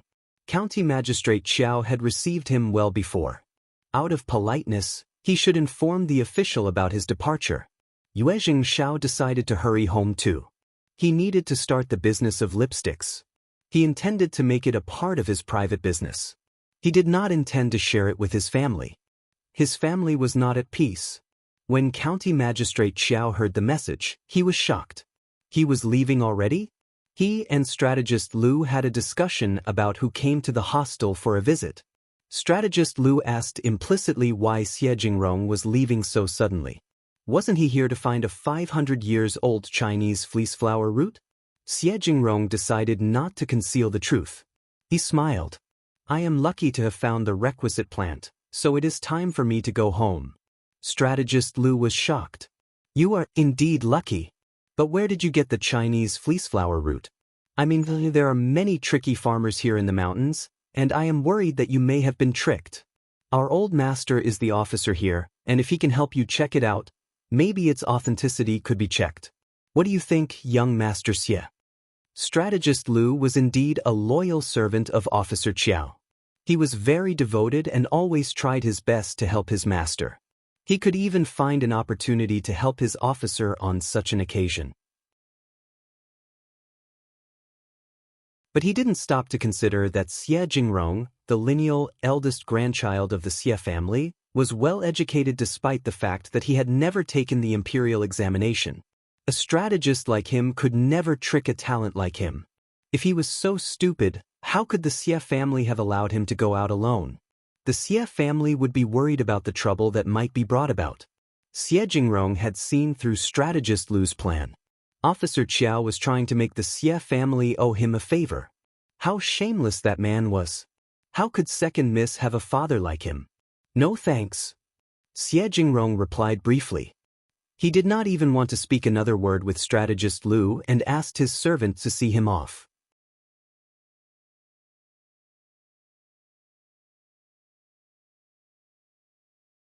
Chapter 170. Shameless strategist Lu found him absent-minded and realized that he was trying to turn him down.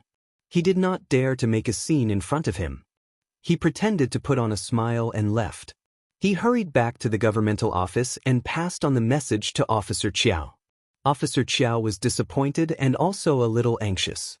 The Xie family was a first-class family, and when he saw such a great opportunity slipping away in front of him, he felt heartbroken. Officer Qiao went to Madame Qiao and asked her for an idea. His wife was a good helper.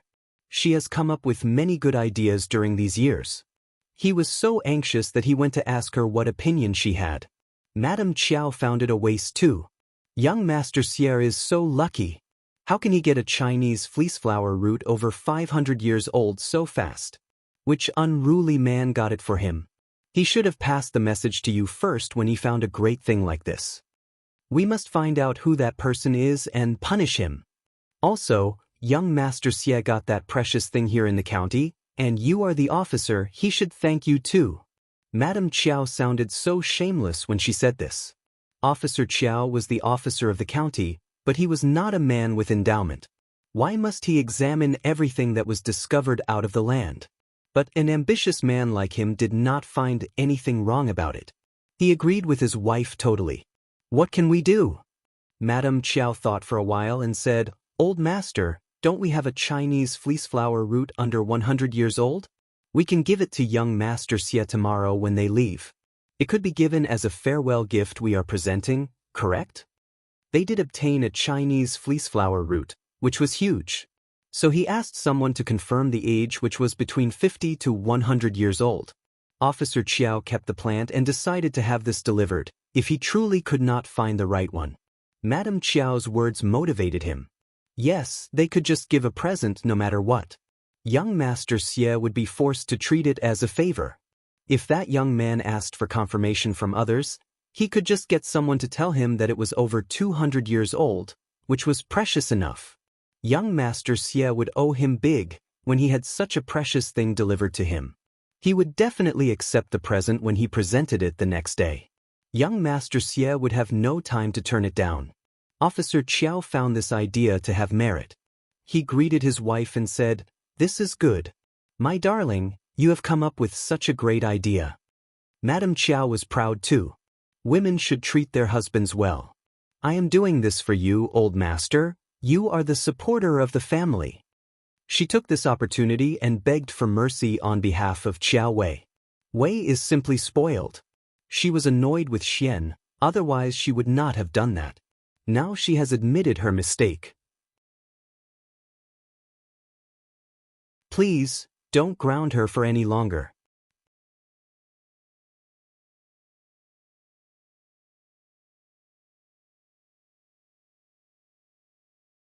Chapter 171. Dirty Shoes. Old Master, don't worry, I will definitely discipline her and she won't mess around anymore.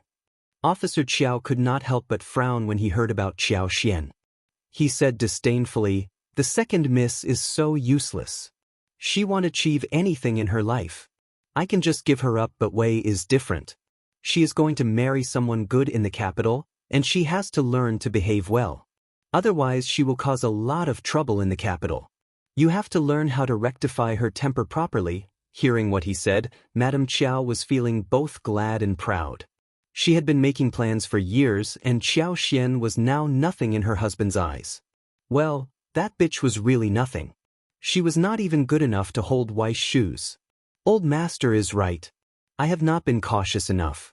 I thought that a maid could do whatever she wants when she is at her own home and that she will behave well when she is married. That is why I decided to spoil her a little. You are the one who treats Wei the best. Don't worry, old master, I will pass on your message to Wei. She will definitely understand your intention, and a kind girl like her would surely correct her mistakes. As for Qiao Xian, Madame Qiao said nothing more. There was no need to mention her at all.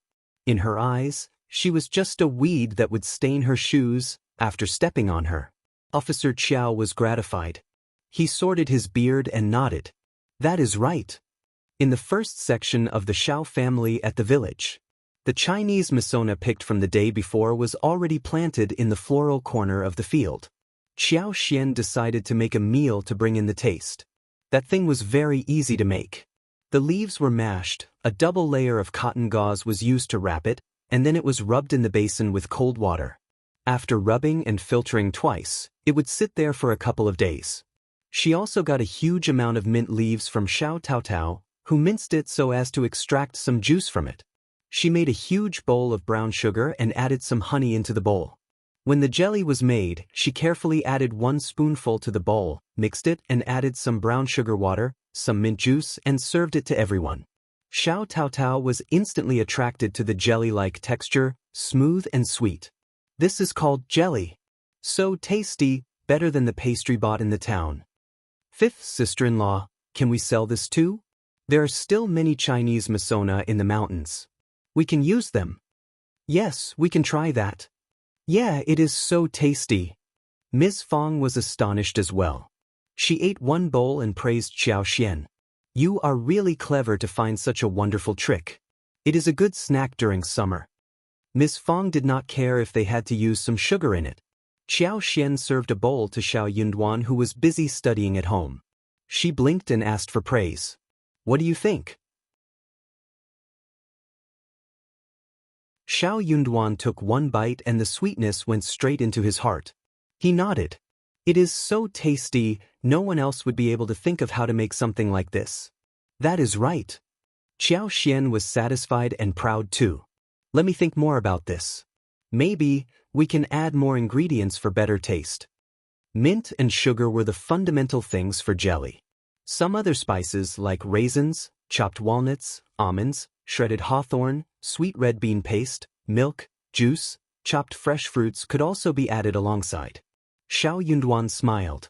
You will definitely figure it out.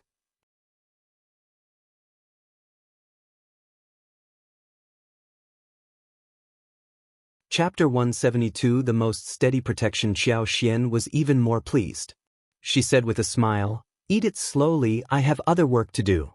We are going to have good food to eat tonight. Okay. Seeing Xiao Xian leaving and closing the door, Xiao Yunduan could not help but feel warm. She made him so happy when he saw her making different food every day with Taotao. Their home was lively, bustling. It was such a comfortable feeling. Therefore, he was going to study harder and make it to the recommended man, so they could all be under the most steady protection. Xiao Yunduan finished the bowl of jelly, which was sweet and fresh, and continued with his studies. Xiao Xian and Xiao Taotao, when they finished the jelly, started to make braised meat. The room was filled with cheers and laughter. The whole family loved Xiao Xian dearly. She only needed to give instructions, and everyone offered their help immediately. The dinner was a feast. Sour radish was diced, sour beans were cut, whilst chili and the marinated intestine were fried together. The smell of sour and spicy as well as fragrance started to spread all across. When thinking about salted duck eggs before, Xiao Xian had bought several jars. She made some salted duck eggs and century eggs, and also pickled a jar of kimchi.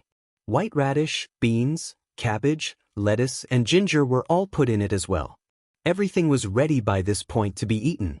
Braised pork liver and ears were sliced, and pig trotters were placed directly on the plate whilst pork heart was stir-fried with garlic sprouts.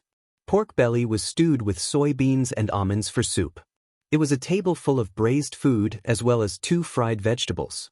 The fragrance spread across everyone's nostrils. People in the village rarely ate inner organs, since the taste was too heavy and difficult to handle. It took a lot of oil and seasoning to make it delicious. It was better to buy meat. After all, meat was fragrant no matter how deeply fried it was. Meat dregs when stir-frying were also delicious. It was a table full of pig inner organs, which changed their minds of how the inner organs could taste like. Again, Xiao Xian was highly praised. They kept saying that the inner organs could also taste so good, better than meat. The hot and sour large intestines, crispy pig ears, fragrant and brightly colored braised pig trotters, and delicious pork belly soup were all delicacies for them. The following day, Xiao Xian guided Xiao Taotao to make more lipsticks. Xiao Xian used the excuse of visiting floral fields to inject her superpower there. Soon, the roses and other flowers were blooming across the whole yard, giving off a fragrant smell. In the meantime, there were some fresh flowers that were budding. The garden was full of a beautiful sea of purple and red, making people feel really fresh. The bees were buzzing about and working hard. It would not be long before she could harvest honey again. The flowers in the yard were especially attractive to the bees, and the honey was produced in a large amount. Qiao Xian could see 3 or 4 bees picking nectar from the flowers. When they were sorting the floral fields, she had made the plan and built a 2-story shabby room. The second story was for storage. There was one middle-sized room on the first floor, whilst the other place had 1 wall and 3 sides open like a workshop. Whilst the others were picking flowers, cleaning materials and grinding them, Qiao Xian was making lipsticks in the room filled with light. She asked Tao Tao to help her with everything. Since she intended to cultivate Tao Tao, she asked Tao Tao to come and learn how to do that right away. Qiao Xian did not hire anyone from the village, except for the task of flower picking and mincing. Moreover, she could just hire someone else to do other labor work.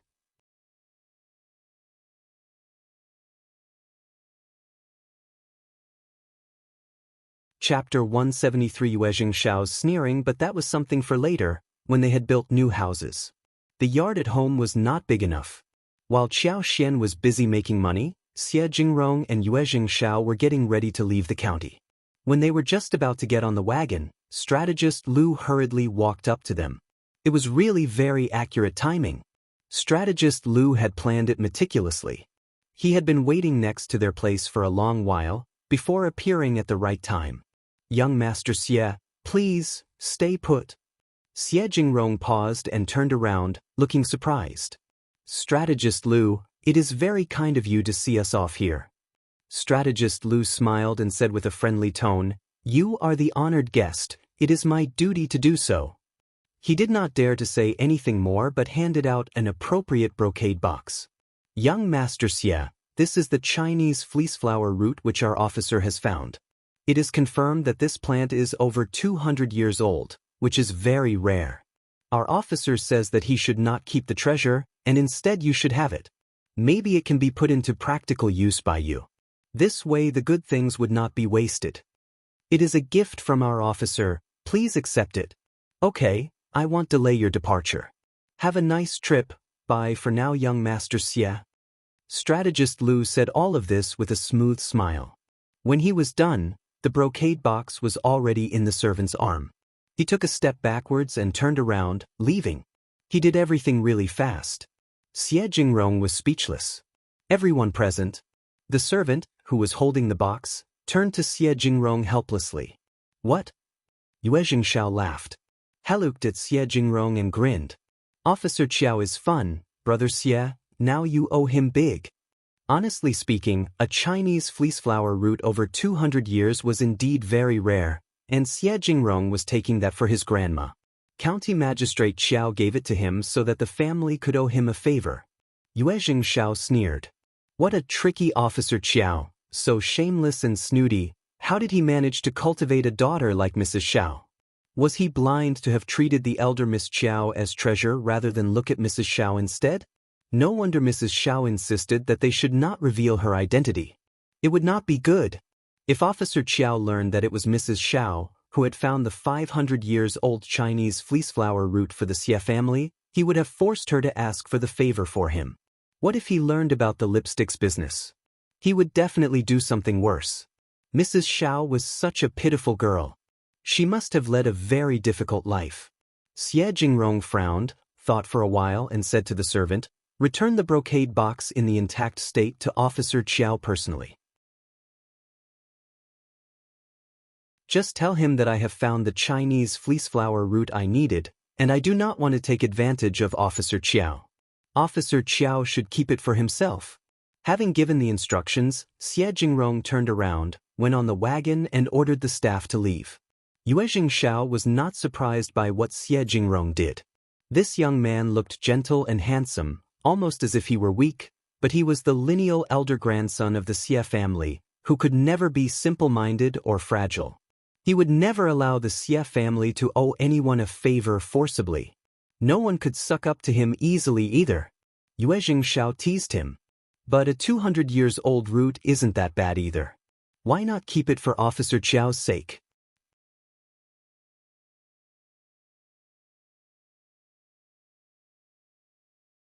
Chapter 174. Badly mannered Yuezheng looked at him and replied calmly.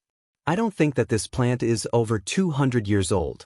If that was the case, he wouldn't have waited until today to have it delivered to me. Moreover, I don't need it anymore. A plant over 200 years old was precious for sure. County Magistrate Xiao would have definitely not waited. Instead, he would have come to the hotel the moment he found it.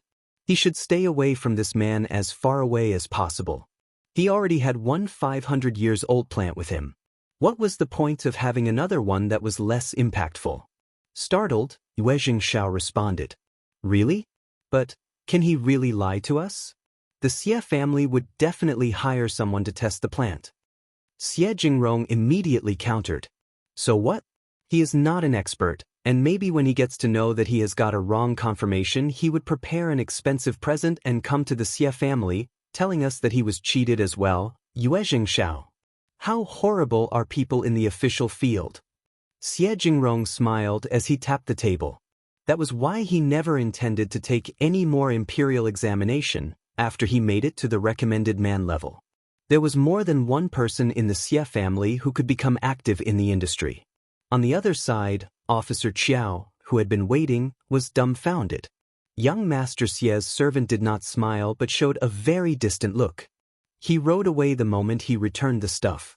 Officer Qiao felt really humiliated. He lectured strategist Lu with a blackened face, and then turned to Madame Qiao. Madame Qiao was taken aback as well. This can't be possible. How can one turn down a friendly gesture? You offered the present so generously. How could young master have done that? It is so badly mannered. Officer Qiao was annoyed too. Young Master Xie is really ill-mannered. I should have delivered the present personally. If he had gone there personally, young Master Xie would not have returned the present, right? But there was nothing else he could do apart from complaining at this moment. He was blaming young Master Xie for not being able to understand the situation. What a pity!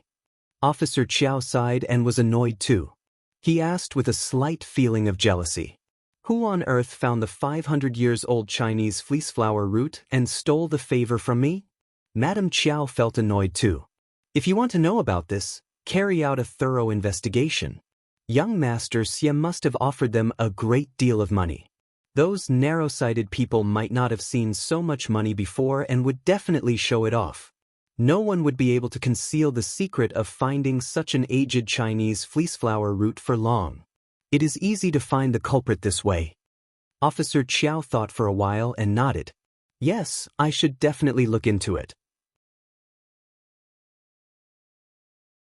He should find out the culprit first, and maybe he could make use of that person to establish a relationship with the Xie family. Officer Qiao passed on the order to Strategist Lu. Strategist Lu took it as a way to compensate for his faults.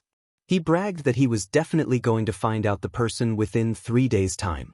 He also believed that it would be so easy to figure it out. Anyone granted with such an amount of money would surely show off across the whole village. He could just ask the policemen from the governmental offices to ask around. However, 3 days passed, but there was no news about any such gains. There was not a single trace of that mysterious person. Strategist Lu, who had no way to go, had to report that back to Officer Qiao. Officer Qiao was so irritated. How could he have failed at such a minor mission? He asked his own men to ask around, but the result was the same.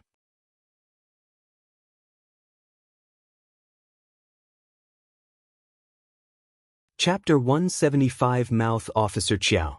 Who was the person in the county that had such a wide knowledge and consideration? How did that person know that he should keep the matter a secret and make a fortune without making a scene? How horrible that person was. Officer Qiao had a desperate itch to know who that was. At the Xiao family, the first section of the family made the second and third section of the family feel really anxious. They did not dare to come to them to ask for wild animals and other benefits, even after they learned that Xiao Xiaoqi went into the mountains for hunting and Xiao Xian returned from the town. For one thing, Miss Fang was so unfriendly at the moment, and they would not be able to get anything easily at the moment. For another, what if they irritated Ms. Fang so much that she would not want to help them with some rakes? Then what would they do? So they had to remain calm. Finally, Ms. Fang showed mercy and told them that she was going to help them with the rakes the following day. That made the other sections of the family feel assured. They let out a sigh of relief. When they calmed themselves down, they started to talk vividly. "Oh, eldest sister-in-law, finally you remembered this. Eldest sister-in-law, you are so slow, you have been postponing the spring plow. Ask Dalong, Sanlang and everyone to be there early tomorrow, we need to hurry up.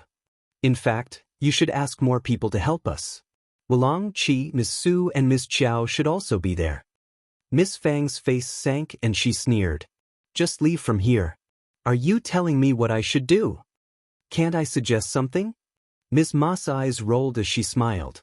"Oh, eldest sister-in-law, all of you are helping us with rakes. What other things does Miss Qiao need to be done? We can do her work and get paid." "Keep dreaming," Ms. Fang snapped. "You always think about the benefits." Ms. Fang finally drove them away. "Useless people, how dare they say something like this?" Xiao Xian heard her grumble and said with a smile, "Mom, I just noticed that second aunt-in-law and third aunt-in-law got so angry about what you just said. You should feel happy about it." Ms. Fang laughed. "True, you are right." The next day, the first section of the family were still busy with their work. Before second uncle and third uncle could ask them what was going on, they were startled to see that Ms. Fang had spent money hiring some family with bulls to do the work for them. "Eldest sister-in-law, that is such a waste of money." People might have thought that they were concerned about the first section of the family spending their money. But Ms. Fang understood exactly what they were thinking. They thought that the money of the first section of the family was theirs, and they were always trying to get money out of them. They were so concerned about spending the money that should have been theirs. "I am wasting my money, so what? The job is getting done, what more do you have to say?" Second uncle opened his mouth. "But your sons are free. I don't want my sons to work for you, so what? Look at the rakes, I have fulfilled my promise, and that is it." Third uncle countered. "If you already had this plan, why not tell us earlier?" "Yeah, we have all been so worried."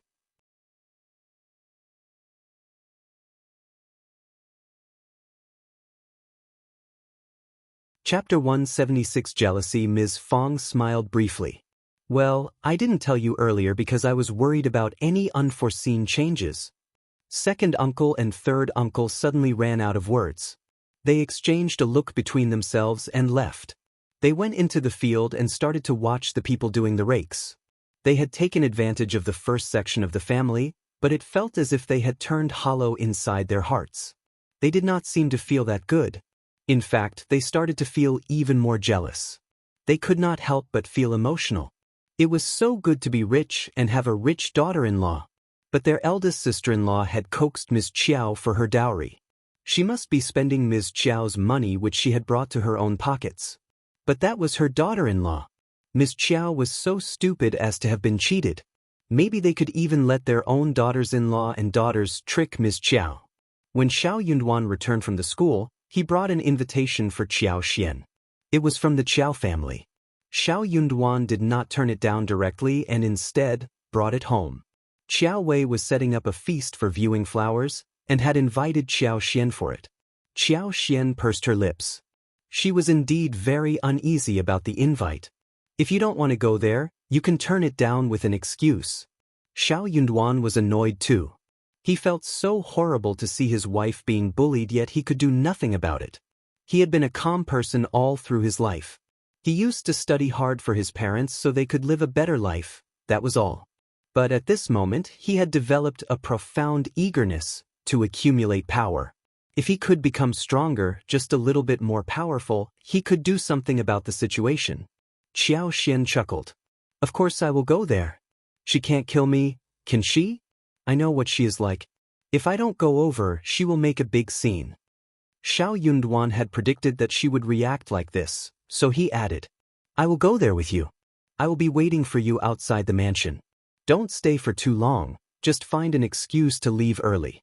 Maybe young Master Xie's jade can be of some help. It could definitely be of some help. For someone like him who was going to participate in the imperial examination, he knew clearly what Xie Jingrong's jade could do. But he, without hesitation, let his wife have it. Qiao Xian chuckled and suddenly found that this little person was lovely. She was so lucky to have found him. No, we should not use this jade for such small things. Don't worry, Qiao Wei is arrogant and incapable. I am capable of handling her. If she just wants to take advantage of me verbally, I won't react to it and laugh with her. If she dares to do something physically, I am not afraid of that either. I am the second miss, which I can use to frighten people every now and then.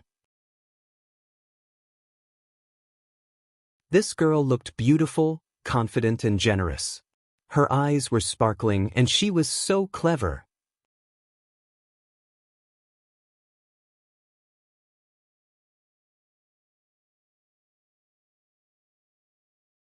Chapter 177 Invitation. Xiao Yunduan suddenly felt as if his heart had been attacked by something. It was a feeling of warmth, soft and heartful, which flowed all through his veins. Then you should be careful and be sure to leave early. Qiao Xian smiled. Okay. 2 days later, Qiao Xian and Xiao Yunduan went into the town together.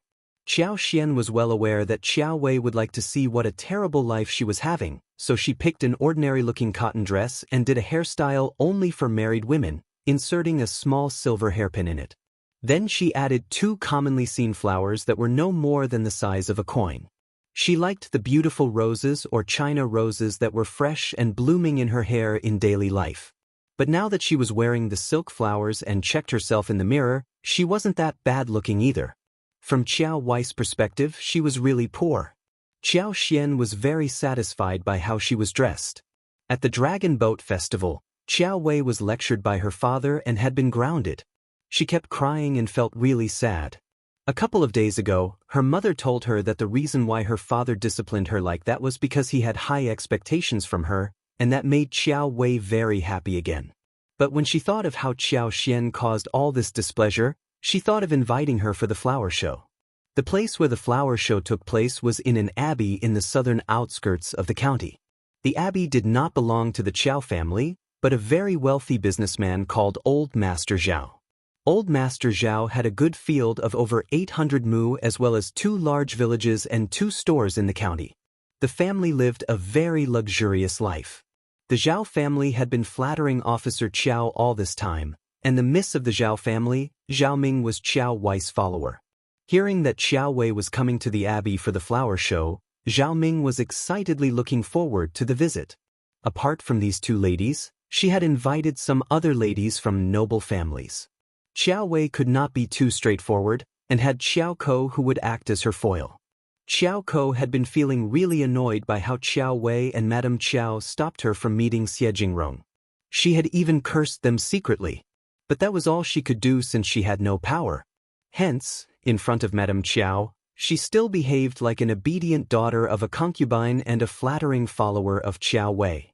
Qiao Wei and her mother were aware of how concubine do, and her daughter held a grudge towards them, but what could they do about it? A concubine as well as a lowly daughter could not do anything big anyway, right? They were nothing more than slaves. Qiao Ko would always have to obey Qiao Wei's rules and follow her orders no matter what.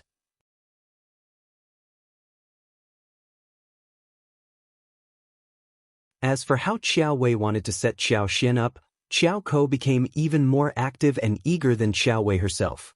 She could not do anything about Qiao Wei, but she could definitely do something about Qiao Xian. Whenever she remembered that Qiao Xian was not living a good life, she felt slightly better. Therefore, it could be said that the dog was even worse than its master.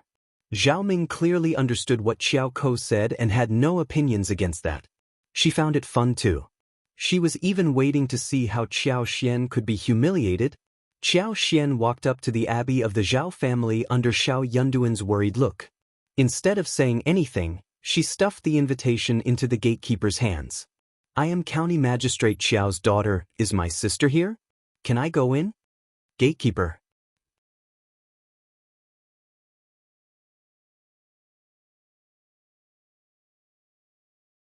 Chapter 178 Tricks. The gatekeeper's words that were meant to pick on her were all swallowed back. Qiao Xian showed the identity, and despite her ordinary-looking dress, she was still Officer Qiao's daughter, whom the gatekeeper should not mock without reason. Also, Second Miss seemed like someone who could not be irritated easily. What if she caught her fault and vented anger on her? Even her own miss would not defend her at that time. Therefore, the gatekeeper made up her mind and let Qiao Xian in. She pointed in a direction and showed a passionate smile. "You are Second Miss, right? Elder Miss Qiao and Third Miss as well as my miss are all at the pavilion by the lake. Wisteria flowers are blooming. Please, have a look and enjoy, Second Mississippi." What a trick! Qiao Xian immediately understood that there was something tricky in her words.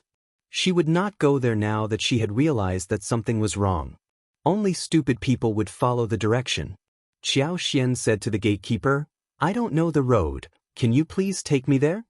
"But, Second Miss," Qiao Xian showed a strange smile. "No? I am the guest here. Is it so difficult for you to take me there? Or do you think that I don't deserve your help?" "Of course not." The gatekeeper, who was an ant, had no choice but to lead Qiao Xian to the venue. She was mumbling to herself while walking. Who said that Second Miss was honest, timid and easily tricked? That person must be lying. The ant did not lead Qiao Xian there directly, fearing that her mistress would blame her for not following the order. She took her on a tour, so she could at least complete her miss order. Qiao Xian soon realized what this ant was doing. But she said nothing. She did not care if she had to walk a little more. Moreover, she was not worried that the ant would take her somewhere dangerous. She could see the whole abbey when she opened her magical senses. Nothing could escape her sight. She could sense where Qiao Wei and the other ladies were, and what they were doing. Suddenly, Qiao Xian paused. She was both surprised and overjoyed. She saw 2 small tomatoes that were growing randomly in a corner. The 2 tomatoes were not growing in a healthy way and had collapsed. There were flowers and red fruits, but they were not very big in size. It was something the Xiao family had gotten from somewhere, but they could not recognize what these plants were, so they put them randomly in this place. No one would spend much effort planting fruits. That was why they were left alone here. It was a very good thing for her. She glanced around and saw that she and the ant were alone. Qiao Xian suddenly let out a scream and paused in her steps. "I seem to have dropped my handkerchief. Ant, please find it for me." The ant had no intention of helping her, but she suddenly thought of something and nodded immediately. Qiao Xian smiled. "You have to return and lead the way for me, otherwise I will go home." Startled, the ant said with her breath held, "Second Miss, don't worry, I definitely will return soon." She had intended to leave directly, but if Qiao Xian left because of her absence, her miss would definitely blame her. Second Miss was an honest and easily bullied person? That was incorrect. The moment that ant left, Qiao Xian went to pick up 2 large tomatoes and put them in arms. She was cheering happily inside her heart at this moment.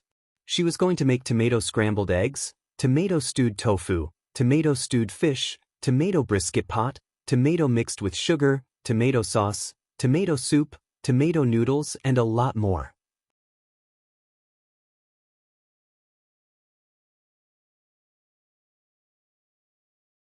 Chapter 179 Not an empty trip. Tomatoes were sweet and sour, and went well with any vegetables. They were good for soup. Any dishes added with tomatoes would be really sweet. Qiao Xian had the habit of putting the tomato in while making ribs in the past. It was not an empty trip. She was going to make the seeds grow faster. And she would be eating the fruits in no time. Ant returned soon and said, "I didn't find the handkerchief. Have you remembered it wrongly?" Qiao Xian smiled. "It looks like that. Maybe I didn't drop the handkerchief. I could have come to you, but you are here already." The ant said nothing more. She had no choice but to continue taking her forward. In fact, she almost suspected that Qiao Xian had already noticed her trick and came up with a way to make her uncomfortable. Ant could not help but feel scared as she thought about this. She wondered what more Second Miss would do if she continued to play tricks on her. She was not at all honest. By the lakeside, Qiao Ko, Qiao Wei and Zhao Ming were talking vividly in the square pavilion. They all turned to look into Qiao Xian's direction when she arrived. Qiao Ko was the first one to react. She chuckled. Sister, is that you? Why you dressed like this? I thought that you were a servant of this abbey. Qiao Wei burst into laughter, and Zhao Ming grinned as well. The other 4 or 5 ladies were either laughing or chose to remain silent. Qiao Xian was Officer Qiao's daughter after all, and no one was interested in getting involved in their family competition. They might even bring trouble for their own families if they did something unpleasant. Qiao Xian was speechless. What an ass-licker Qiao Ko was. She was as annoying as Qiao Wei. Qiao Xian smiled embarrassedly. This is what women from the village are like. That was what Qiao Wei wanted to hear, wasn't it? She could easily satisfy her. Sure enough, Qiao Wei looked prouder and was less sharp at Qiao Wei. Qiao Ko felt even happier by Qiao Xian's humble behavior. She instantly fell into a good mood. Weak people only became strong when they were bullying the weaker ones. Qiao Wei snorted. You know yourself well. Qiao Ko laughed.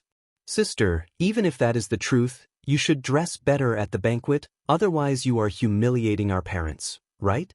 People might think that we are stingy towards you. Qiao Xian replied instantly. You are not stingy, you are nice to me. It is my fault not to have seen that through. Thanks, sister. Qiao Ko expected to see her humiliated and embarrassed, but she even admitted the truth generously and thanked her for the reminder. That made Qiao Ko feel stuck in words. Qiao Wei found her boring to play with. She told herself that her mother was right. Qiao Xian was a bitch and a weed by the roadside. There was no need to take her seriously. She must have seen it wrong to find her different before. Instead of speaking with Qiao Xian, Qiao Wei turned to Zhao Ming and the other ladies, ignoring Qiao Xian directly. Qiao Xian let out a sigh of relief. But Qiao Ko felt unbalanced.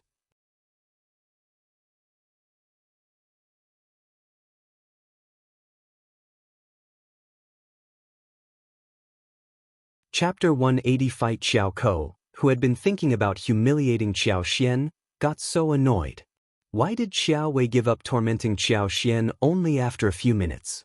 What was she thinking? Qiao Ko tried to come up with some ways to set her up, but Qiao Xian did not get into trouble with her. No matter how horrible her words sounded, Qiao Xian listened without countering, and occasionally, she even behaved as if she were guilty. On the other hand, though Qiao Wei lost interest in speaking with Qiao Xian, when she saw Qiao Ko bullying Qiao Xian, she became interested again. She wished that the 2 concubine daughters could fight each other. However, Qiao Xian was too timid to cause any trouble, which made her lose interest. Of course, she would not want to get involved. But the sisters of the Fang family did not like it. They helped Qiao Xian out by engaging in a conversation with Qiao Xian and eased her embarrassment. Jealous and angry, Qiao Ko did not like it when someone helped Qiao Xian out. What was the point of helping her? She was just a countryside woman. She rolled her eyes and screamed. Oh no! Sister, I just lost my jade in the water, can you help scoop it out? Thanks very much. They were all taken aback. The Fang family sisters exchanged a look between themselves and felt helpless. The third miss of the Qiao family was being so unreasonable. She could have asked a servant to fish it out rather than let second miss get it. Qiao Wei smiled and said nothing. Qiao Ko became more arrogant as she snapped. Sister, you won't turn me down for such a small thing, right? Of course not. Qiao Xian smiled and said to the maid, Please give me a thin bamboo pole or a wooden stick. Qiao Ko asked immediately, Why a bamboo pole? Why don't you just go down into the water? Qiao Xian answered shyly, Just let me try, okay, sister?